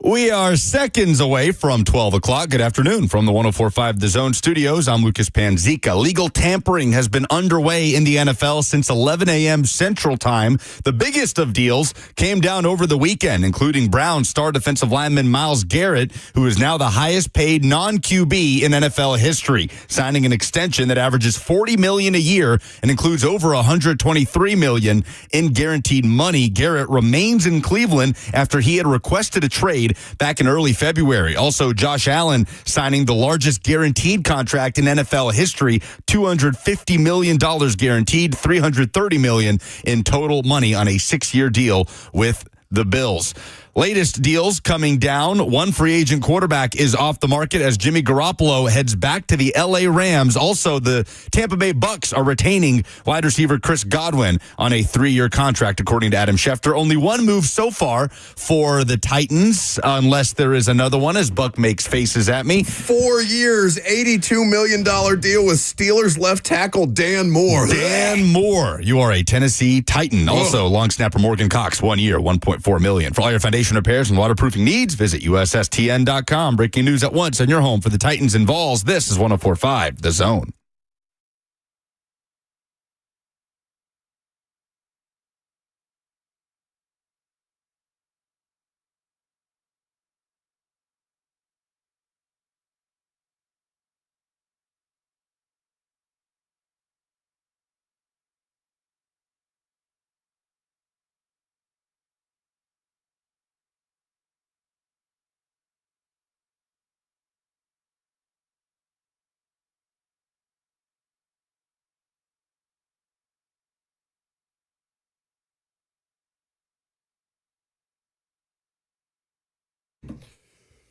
All right. I don't love that, but the Titans do have a deal. They're on the board. You excited for Dan Moore? 4 years, $82 million, $50 million guaranteed. The former Pittsburgh Steelers left tackle is now your left tackle. Congratulations to all involved. I am pulling up his Pro Football Focus numbers as we speak. What's the guaranteed money? $50 million guaranteed. Jordan Schultz reported a couple hours ago that $20 million a year is a possibility for Dan Moore Jr., who is 26 years old, will turn 27 on September 28th. The former 4th-round pick in 2021 out of Texas A&M. That is the we suck luxury tax in full effect, ladies and gentlemen. Just, all right, let me pull up his pressures. Specifically, so now, in to be pass clear, protection. your reaction is not based on the player as much as it is just generally the principle of paying free agent tackles? He's not like the worst player. But, Bert, what did you just say in my ears we were coming back? I believe that's the same money Ronnie Stanley's getting. He's maybe not a little more. Nearly the player that Ronnie Stanley Now, he is younger, Much though, younger. and doesn't have the injury concerns. Ronnie just played a full season of games for the first time in his career. So you have those two things going Now, on. this is a player that has missed 2 games in his, so far, 4-year NFL career. he is not nearly the player that Ronnie Stanley is, health or not. And I understand that availability matters here, but Dan Moore, I mean, he had, you know how many pressures Nicholas Petit-Frere, and again, Dan Moore played in 7 more games than NPF did. Do you know how many pressures NPF gave up last year? How many? 41. You know how many Dan Moore gave up last year? How many? 41. Okay. In 7 more games. 7 more games, so that matters. But that's a middling player. And again, I know what the We Suck luxury tax is. I lived it last year. You lived it last year. This is the definition of it. I don't love that's. I also don't love it because it goes a little bit against draft, develop, retain. I feel like if you were going to bring in a tackle, it was going to be, kind of like we talk about with quarterback, a bridge option. But that means that they don't think these tackles in this draft class are tackles. Which I thought that this was a deep tackle class. No. It is a top-heavy tackle class. Once you get out of the names that you know, at the very top of the tackle class, there's a significant drop-off. And then the obvious next question is, does that mean J.C. Latham will be playing right tackle for the Titans in 2025? Yeah, I guess. I mean, man. What do you think has Titans fans more inspired? Expired is obviously a Freudian slip. Inspired. The idea of Mac Jones or Zach Wilson or Dan Moore playing left tackle for you and your first-round pick at left tackle, who I thought was fine, bumping over to right tackle. There's been so much horrendous tackle play here that I think any sort of upgrade at the position and, moving Latham out to the right with Dan Moore Jr. at the left is an upgrade on both sides with as bad as it was in the last couple years, as bad as it has been. What else? What other metrics can you tell us about Dan Moore Jr.? All right, so I'll just give you his Pro Football Focus grades. As a pass blocker, he got a 66.9. As a run blocker, he got a 60.9. Neither of those are anywhere close to the top. He wouldn't be in the top 50 as a pass blocker. He would be also not in the top 50 as a run blocker. Again, Pro Football Focus is not a perfect way of measurement. He was available. He played in all 18 games, as we mentioned, that the Pittsburgh Steelers played in last year, including the postseason. So availability is a strength. I don't want to just crap on this right out the gate, but that is uninspired. And just to give a little context to the PFF numbers, I don't know how you're sorting it, but it could, if you change the minimums, there might be people who pass blocked for 15 snaps and had a better score than him. That would push his score down. Those scores are average. You would think a 66 is a failing grade, like when we took tests. It's not that way with PFF. Those are very average scores. The way that I have changed this is minimum 500 snaps. So among qualified, the way that I've filtered this is a minimum of 500 snaps played, run blocking or pass blocking. That's what I'm looking at. He would not qualify in the top 50 of either, based on the filter that I'm using on Pro Football Focus right now. It's a lot of money. Oh, yeah, he's a left tackle, and he's a free agent left tackle. And there's not Ronnie Stanley was the best option, and the Ravens kept him home. You were scared that he was going to go to the Chiefs. I was very scared. And looking how they were willing to give Jalen Moore $15 million, you would think that they would have backed up a truck. And the Patriots were also interested, so they could have drove the price up. Somebody said Rand Carthon wouldn't have done this. No, he just gave Andre Dillard 3 years. So again, it doesn't all have to be Dillard, but this is what the offensive lineman free agent market looks like. Now, let me say this before I get too far in the negative, because I have a tendency to do that, and that's not fair. Bill Callahan being here does give me a degree of confidence that Bill Callahan can do something with this left tackle, all right? You get to, what did Mike Golick Jr. say? You get to move differently when you have the kind of person, the kind of coach that Bill Callahan is in your building. Now, it didn't necessarily result in the best offensive line group in the sport last year. They were still bottom 5 by most of the metrics that you looked at, but that is an improvement over being the worst. And if they are signing Dan Moore to play left tackle, then it means that Bill Callahan thinks that J.C. Latham can play right tackle at a reasonably high level, and that they would be able to at least spread the wealth here a little bit and make this functioning unit if they can get solid tackle play at either side. But if Dan Moore is solid, then it's not offensive, right? They have to get better on the offensive line. They have no choice but to dip into this market this way if they do not believe that there is tackles that can immediately help them or hold down the left side. And there's some debate about Will Campbell specifically, right? The LSU tackle. I mean, what if he is 6'6", like 319, but he's got 32 and a half inch arms or something like that. It's about an inch and a half shorter than you would like the ideal tackle arm length to be. Some teams that immediately disqualifies you and bumps you inside.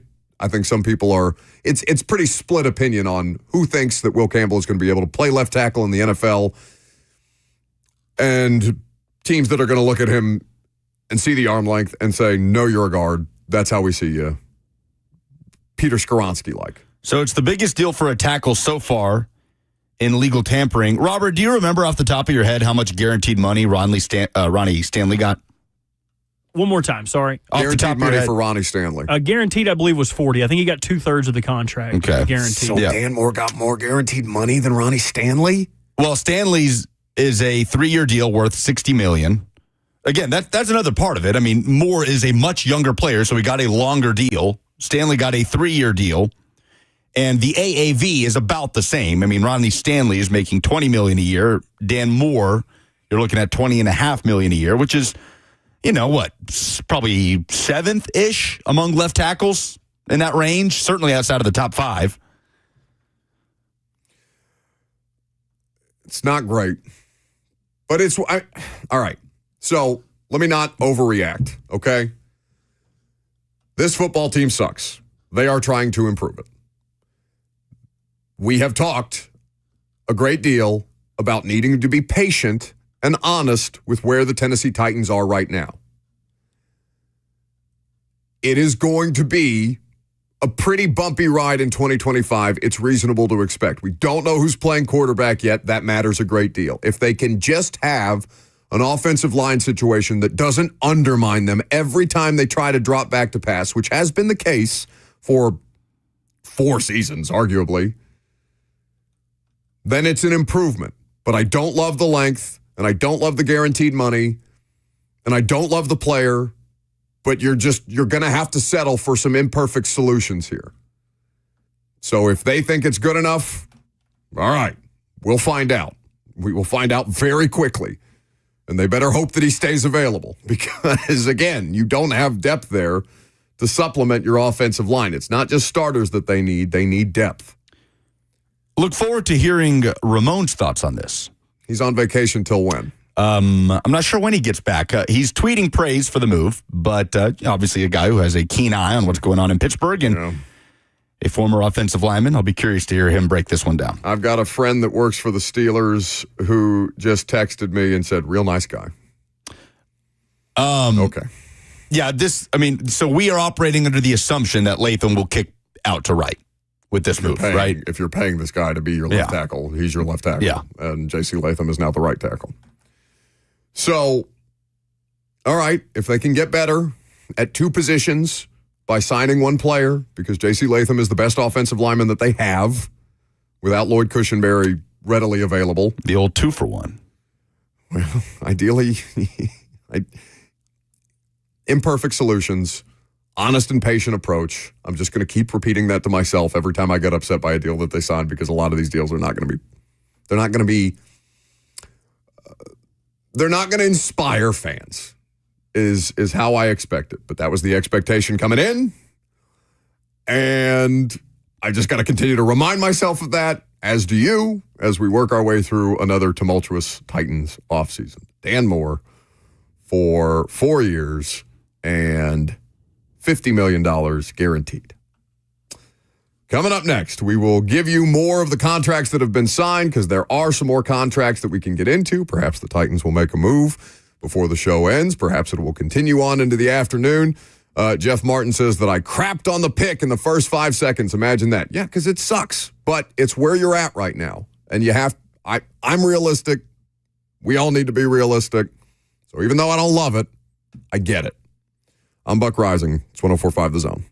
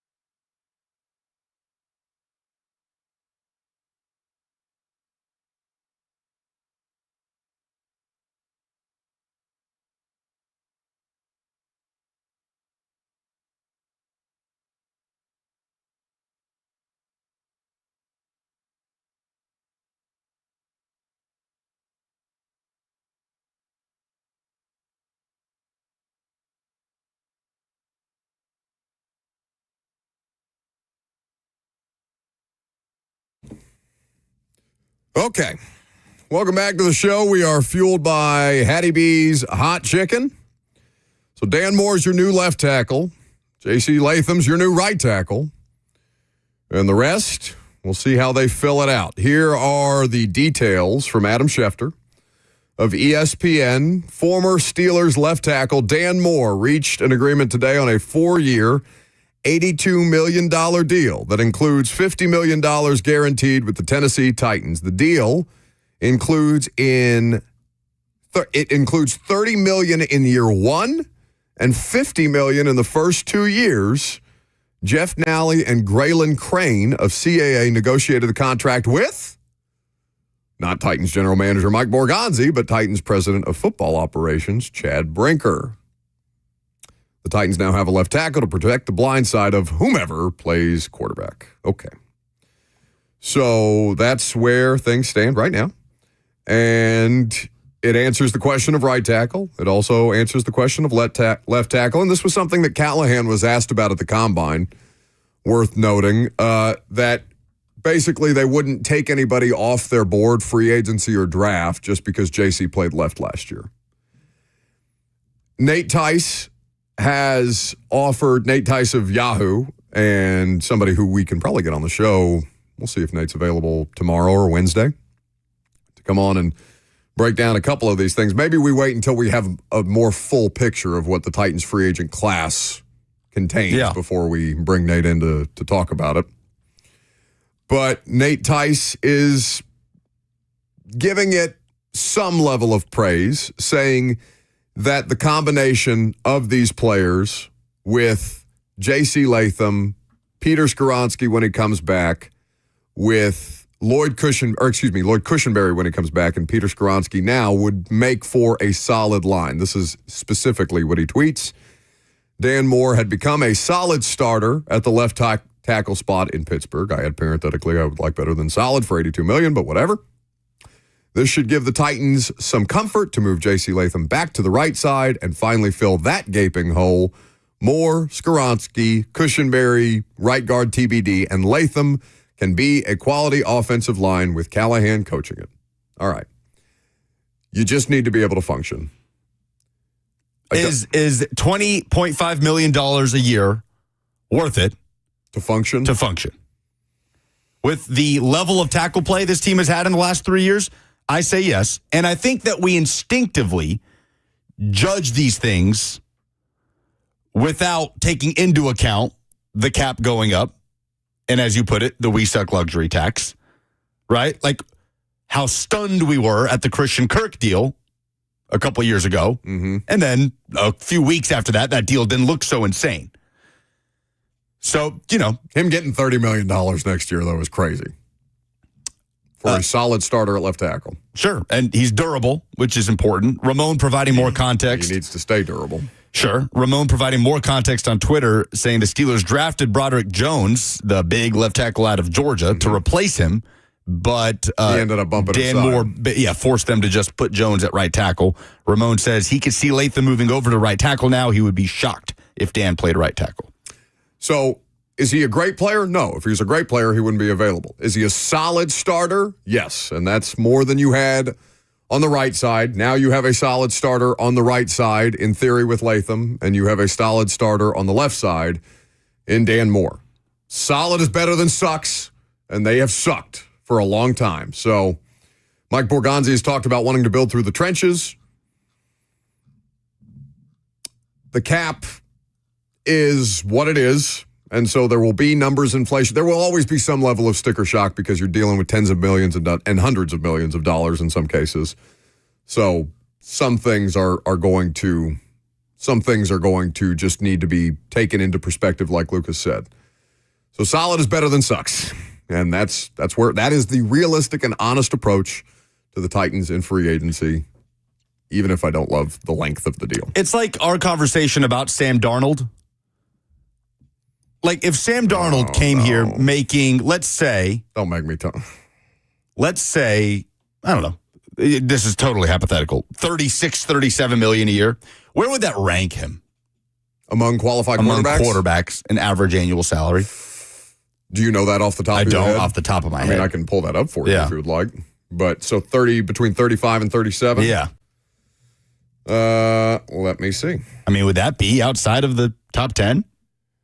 No, I wouldn't think so. But again, I will give you that specific number because the top of the market is going to be all quarterbacks. So Dak 1, Joe Burrow 2. I have to scroll.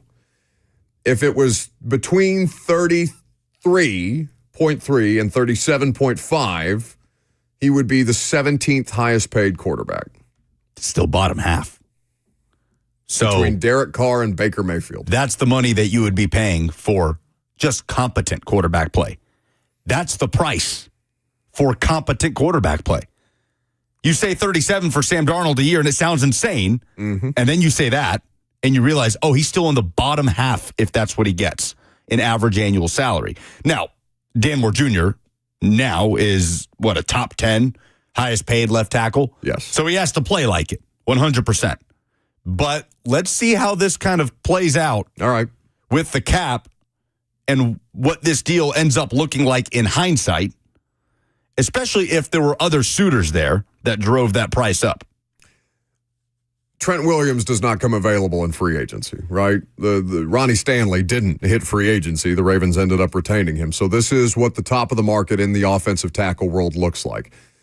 Why the Steelers were who do the Steelers have that they would be comfortable letting him go, or are they preparing to draft somebody is my next question, because the Steelers, Could they move Broderick Jones over to left? they could, but if they're good with not paying that guy who Broderick Jones was beaten out by, I'm always skeptical of big money offensive line deals at the top of the free agent market, and not just because of Dillard, because those guys just don't come available. And so here is one now that solid is a step forward, but I still don't have to love the deal.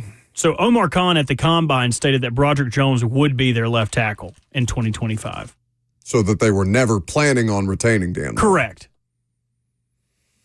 All right. 615-737-1045 is the number if you would like to jump in. Cody is next. Hey, so I just wanted to give, a little context, maybe my opinion on it. So he's leaving. I think he's going to be fine because he's leaving a division where he sees Trey Hendrickson twice a year and Myles Garrett twice a year. Mm-hmm. So maybe those PFF grades are they hurt him a little bit because he's in a division with a bunch of elite pass rush, and he'll be coming here where we do have some young, good pass rushers in this division, but nothing to the sort of Myles Garrett and Trey Hendrickson. Yeah, I mean, Houston's pass rush pretty gnarly. Thank you for the call. But to your point, they're not T.J. Watt and Myles Garrett. Until Trey Hendrickson gets traded to the Colts or something. he is out there. The Jags have Josh Hines-Allen. Yeah. I mean, the Colts have DeForest Buckner. I know he's interior, but the Colts have a good front. It's not the best in the world. No, Myles Garrett is the best in the world. It's a good point by Cody. I will hear out that context is important, but it's not like the AFC South has. I mean, they're not bad pass rushers that you're up against. Will Anderson Jr.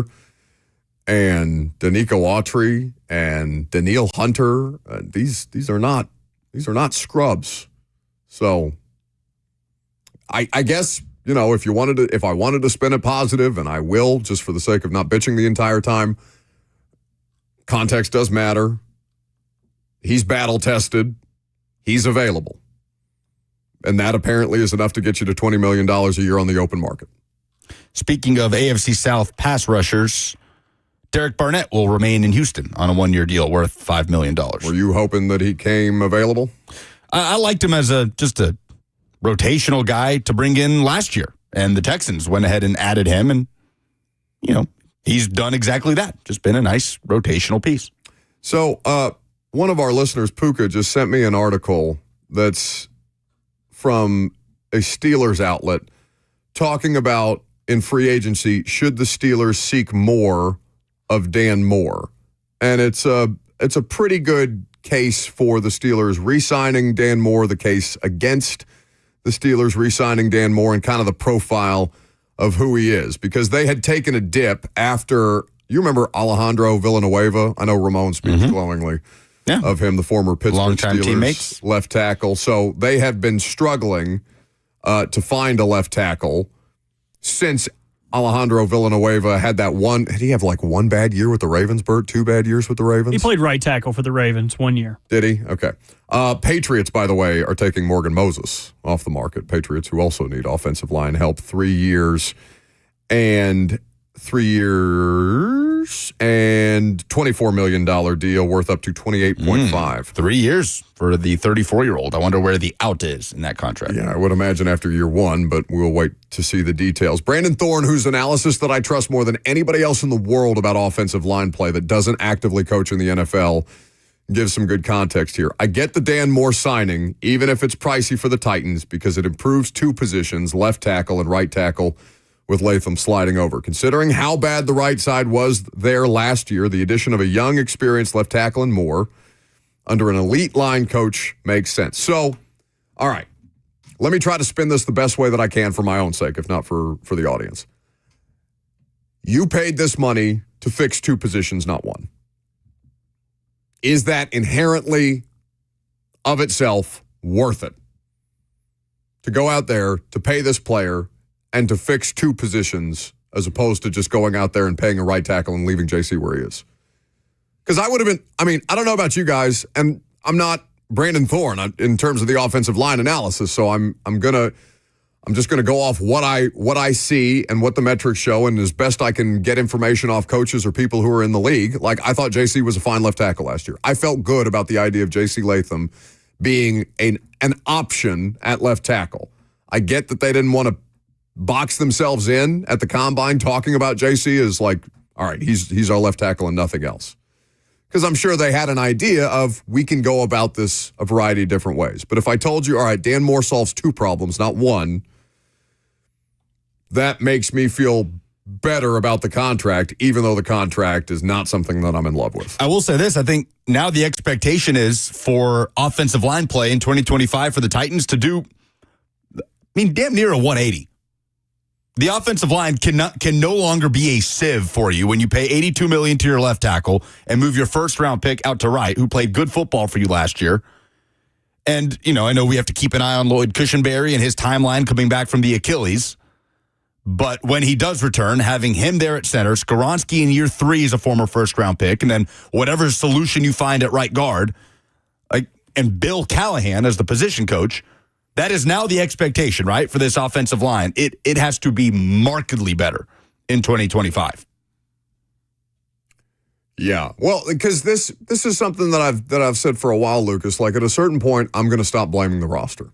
Sure, and I know that the roster is a mess, and that the roster is going to take some work, and that they are in the process of flipping the roster. No, we're there with the offensive line. Okay, right? In 2025, the offensive line has to be. Titans fans are so tired of watching turnstiles at the tackle position. Oh, sure. It has been over 3 years of non-existent tackle play, whether it's right or left. So baseline expectation, what is baseline expectation now for the offensive line? Again, not knowing Cushenberry's exact timeline. League average. And league average, bare minimum. Yes, if you are not a top 16 unit in the NFL next year, then this is a failure. And we will wait to see the results. The results will play themselves out in September and October, and then we can start to have more legitimate conversations about what this is. But if this is not a top 16 group with somebody who is very highly regarded in Bill Callahan, understandably so, and the amount of draft capital and now free agency dollars that they've invested into this unit, both at left tackle and the center and the first-round picks in Skoronski and Latham and right guard. Honestly, I'm not going to say it doesn't matter at all who plays right guard at this point, but almost regardless of who plays right guard next year, this needs to be a league average group. 100%. Baseline. Solid average has to be the floor. If they're not top 16, somebody's getting fired. And probably deserves it. But just quickly, and I don't want to belabor this point if it's not something that Titans fans care about, but are you interested at all in the fact that Chad Brinker is the one negotiating that deal instead of Mike Borgata? I'm not, because the entire point of this setup for the Titans is to delegate. And and to take things off of the plate of a general manager when there are more and more and more things. It's like what we talk about with the head coach in college football, right? Okay. They need GMs. They need a huge network of support staff because they literally cannot do everything that is required of them.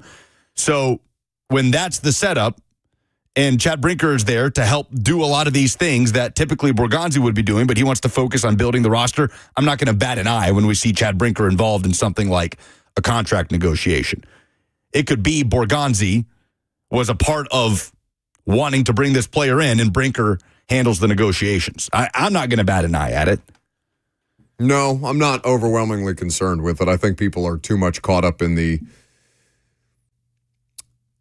how they define general manager without understanding the scope that these jobs now encompass and how a lot of organizations are trying to delegate this. So I'm good with delegation as long as it gets done correctly. I know Brinker's computer analytics department is also not just focused on, for example, players and their longevity, but also maximizing value of the players. And I'm sure that's used in a negotiation tactic, and CAA is a powerhouse that represents Dan Moore. So I'd be curious to know what those negotiations look like, maybe where the starting price was for Dan Moore and how that went. I would like to know more about the negotiations. The Titans drafted Des Fitzpatrick before Dan Moore in the 4th round. Well, there's a long list of players the Titans drafted Des Fitzpatrick before. The amount of reaction that I've seen, whether it's on social media or the F&M Bank chat, Sean on the F&M Bank chat, Cam Ward season loading, like because the Titans paid a left tackle, that means they're going to draft a quarterback number 1 overall. I'm not saying they won't, but like Titans needed to fix the offensive line no matter who's playing quarterback. So we're going to do this with every move. Try to read between the lines, and you know they're gonna add a linebacker. Like, oh, it means they're drafting Cam Ward number 1. Titans released Landry, and everybody took that to mean they're drafting Abdul Carter number 1. For sure they're drafting Abdul because Carter. He tweeted a smiley face and a 1 emoji right after the move. That just means he's a troll. Yeah, just because the Titans signed a free agent left tackle does not guarantee they're taking a quarterback with the number 1 pick. They needed it anyway. All right, so additional numbers that can be, or additional numerical context that can be added to Dan Moore. Pass blocking win rate and run blocking win rate, pass rush win rate and rush win rate is how they would call it. Run block win rate? It's not run block win rate, but rush win rate is how ESPN qualifies them. These are metrics that, to be honest, I think even people at ESPN have a hard time. It is run block win rate? At least that's how ESPN has it categorized. I'm reading it on ESPN right now. Defensive tackle rush win rate. Yeah, it's different for tackles and offensive linemen. Okay. OT run block win rate rankings. Yes, and Lucas was saying that a run block win rate was for defensive semantics. linemen, right? Well, okay. Yeah. We don't need to get bogged down. Anyway, as an offensive tackle last year, Dan Moore was outside the top 10 in win rate, but he was 11th, and he was ranked above Ronnie Stanley. Okay. He's between Laramie Tunsil and Ronnie Stanley, and if I told Titans fans that they got left tackle play somewhere between Ronnie Stanley and Laramie Tunsil, they'd probably feel pretty good about it. Mm-hmm. So, additional context required there. A pass block win rate of 93%. The best player last year in terms of that metric was Tristan Wirfs of Tampa Bay, Trent Williams, Brian O'Neill, Joe Alt, Lane Johnson, Mike McGlinchey, and there's some more players down that line. He does not appear in the run block win rate top 20.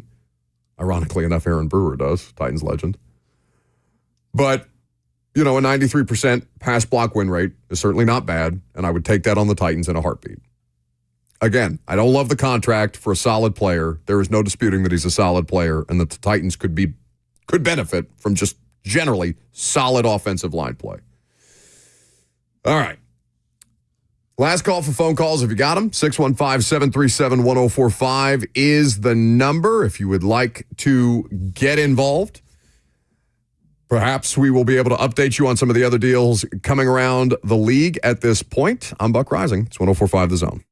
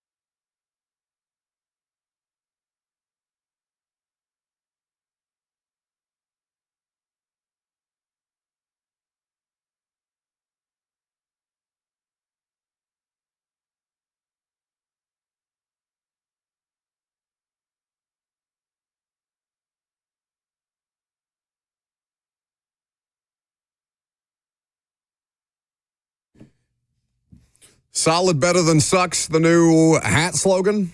No more sad boy radio. Maybe we change it to solid better than sucks. It's kind of the vibe around the first acquisition that the Titans have made. Dan Moore on a 4-year deal. Only 26 years old. So you got the youth factor playing to your advantage. Solid player. Solid player at left tackle. Moves J.C. Latham over to right tackle. Or at least that's the assumption that we're operating under, right? Like he didn't get paid to flip-flop spots. I would be stunned. Like that seems like the least likely scenario. It does seem the least likely. Yes. It would make no sense to not exercise that flexibility and instead force Dan Moore into a switch that he has yet to make in his NFL career. That would not make sense. See, Lucas, this is exactly, though, what I did not want them to do because I know, and it's, the Patriots gave that deal to Morgan Moses, and that's fine because it's significantly less money. It is 3 years, which is interesting, as you know, because he's a 34-year-old player. But, I would have much rather done the Morgan Moses deal than the Dan Moore deal and left J.C. Latham where he's at. Yeah, that's where I am surprised. I thought it would be more likely that they would bring in a veteran like a Moses that you wouldn't have to pay 82. What's his deal? $24 million total? I can give you the exact details in a second. I would have thought of a veteran bridge or stopgap and then draft, develop, retain. Look for a tackle in the draft. So that's what slightly takes me aback, that they swung big. And then we would take this to mean there likely will not be. I mean, are the Titans going to spend top of market in any other position? Maybe one. Maybe right? one. Or at least that would be my level of expectation because of what they've said. I can only go off of what they've said. And I'm, the Dan Moore deal, does that scream selective to you? Maybe if it's just the one and you say, well, yeah, but then we signed a bunch of 1-year deals or 2-year deals with not a ton of guaranteed money attached, and we filled out the rest of the roster that way, but we paid a premium position because we solved 2 problems with 1 deal. I would be willing to hear them out on that. Yeah, 3 years, $24 million for Morgan Moses. TK on YouTube says, I'm tired of giving 34 to 35-year-old deals or 34 to 35-year-old dudes 3-year contracts out on Moses. When have you done that recently? Who's the last 33-plus-year-old player? Hell, Hopkins was 31 when he signed here. What are you talking about? There certainly hadn't been any long-term. The oldest player that I can remember that they gave a substantial deal to was Cam Wake. And that was 2018, 2019. That was 100 years ago. Had a great first game, though. He killed the Browns. He absolutely killed the Browns. And then he didn't do a damn thing after that. He just, looked like he was chiseled out of marble. But beyond that, he didn't do much. Elsewhere, free agent corner DJ Reed is signing with the Lions. The former Jet, a 3-year, $48 million deal, $32 million in guaranteed money.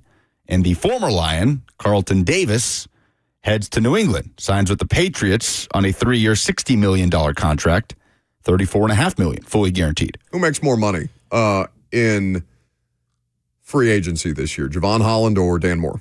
A safety or a left tackle?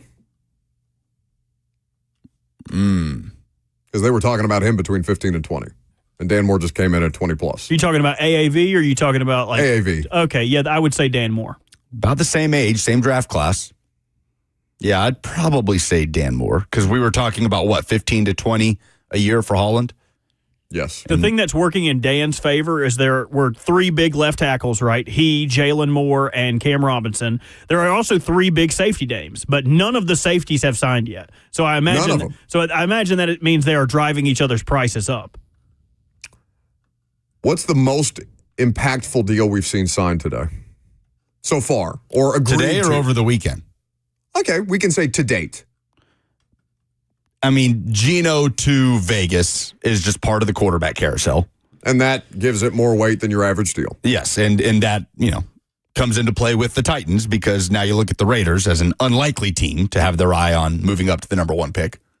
They have at least a 1-year solution at quarterback. But as we've said, stranger things have happened.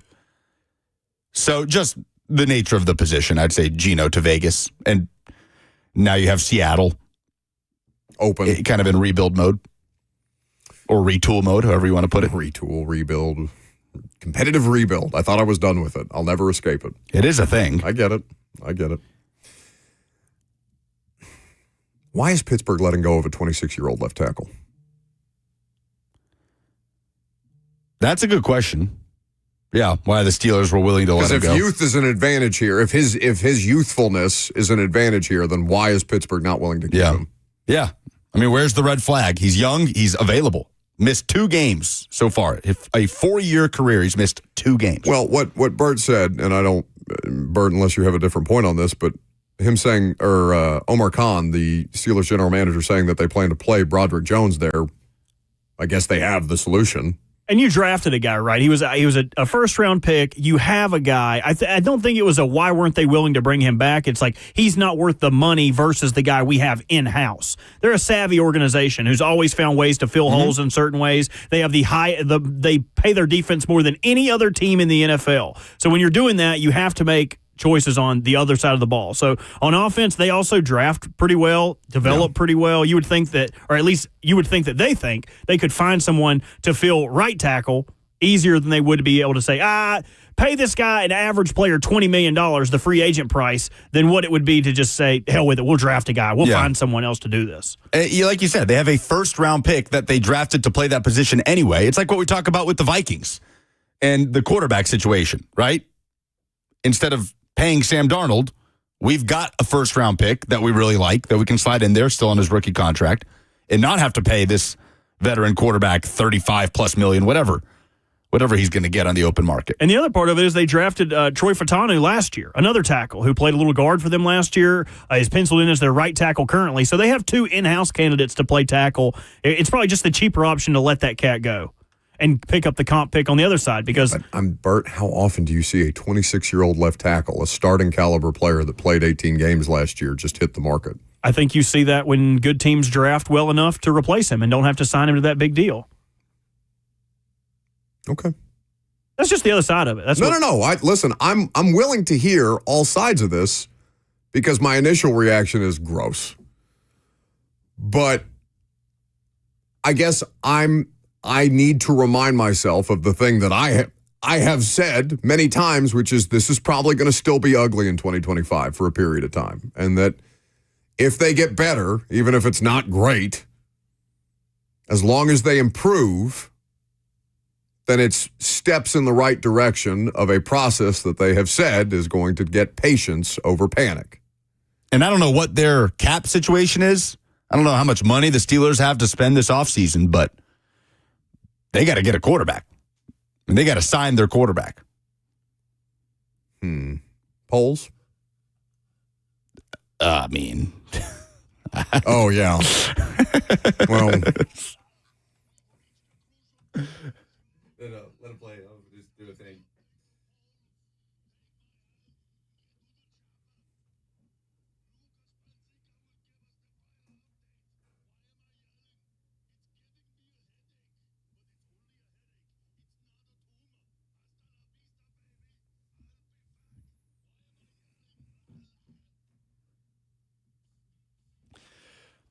Presented by Two Rivers Ford, the South's most trusted Ford dealer. Quick, before it goes down again. Describe the quarterback market this NFL offseason in one sentence. Those are the responses because Twitter is down and I can't read any of them. Well, we don't have to read the Twitter responses as long as we make sure to mention that the polls are presented by Two Rivers Ford, the South's most trusted Ford dealer. All right, Javon Holland. Apparently, Jeremy Fowler reporting this, still available, but among teams expected to have interest during the process are the Panthers, the Commanders, the Colts, and the Titans. So Titans might not be done at the top of another market yet. They paid a left tackle significant amount of money. Javon Holland is a significantly better player, but it sounds like there's going to be more teams interested in his services. Would you rather have Mac Jones or Zach Wilson starting for the Tennessee Titans in Week 1? We have 0 results with Twitter being down, so I'm going to make up 67.4% vote Mac Jones. I think that's probably pretty accurate. Was there a both option? You're telling me you wouldn't want Mac and Zach here? Mac Wilson and Zach Jones. Whatever, man. It's I bet it's solid actually better than suck. I bet it's actually a little higher to the Mac Jones side. Well, Zach Wilson, you haven't seen play in a long time. Mac Jones, at least. And we've seen Mac Jones play better football than Zach Wilson. He had 2 wins career. last year. Do you know who they were against? The Titans. He had some nice moments in those games. He was 2-5 and 2 wins against the Titans. He outdueled Will Levis. Yeah, well. And one of them, at least. He went up against Rudolph in the other. Okay. I don't know. Actually, I'm going to up that. I bet it would be like 70-something% in favor of Mac Jones. Dalen on YouTube just said Zach Wilson 100% over Mac Jones. All right, we have one dissenting opinion. I've seen Mac Jones put together a competent season. I've covered a game in New York where Zach Wilson beat the holy hell out of the Titans. Corey Davis game. Well, I was there for that. Johnny Manziel tore up the Titans, didn't make him a good NFL quarterback. Who was the wide receiver that you mentioned? Travis Benjamin. Oh, what who had a nice career. Callback. Did he? I remember him having flash in the pan type. He was good with the Chargers. Yeah, he had a little moment. All right, a little moment of time. Yeah, about like a 7-year career, actually, Travis Benjamin. All right. Well, we'll see what happens. There will continue to be deals. We hope they're more exciting than an average left tackle getting $80 million, but solid better than suck is going to be the mantra. I guess we'll continue that through tomorrow. Prime time tonight to recap it. See you then.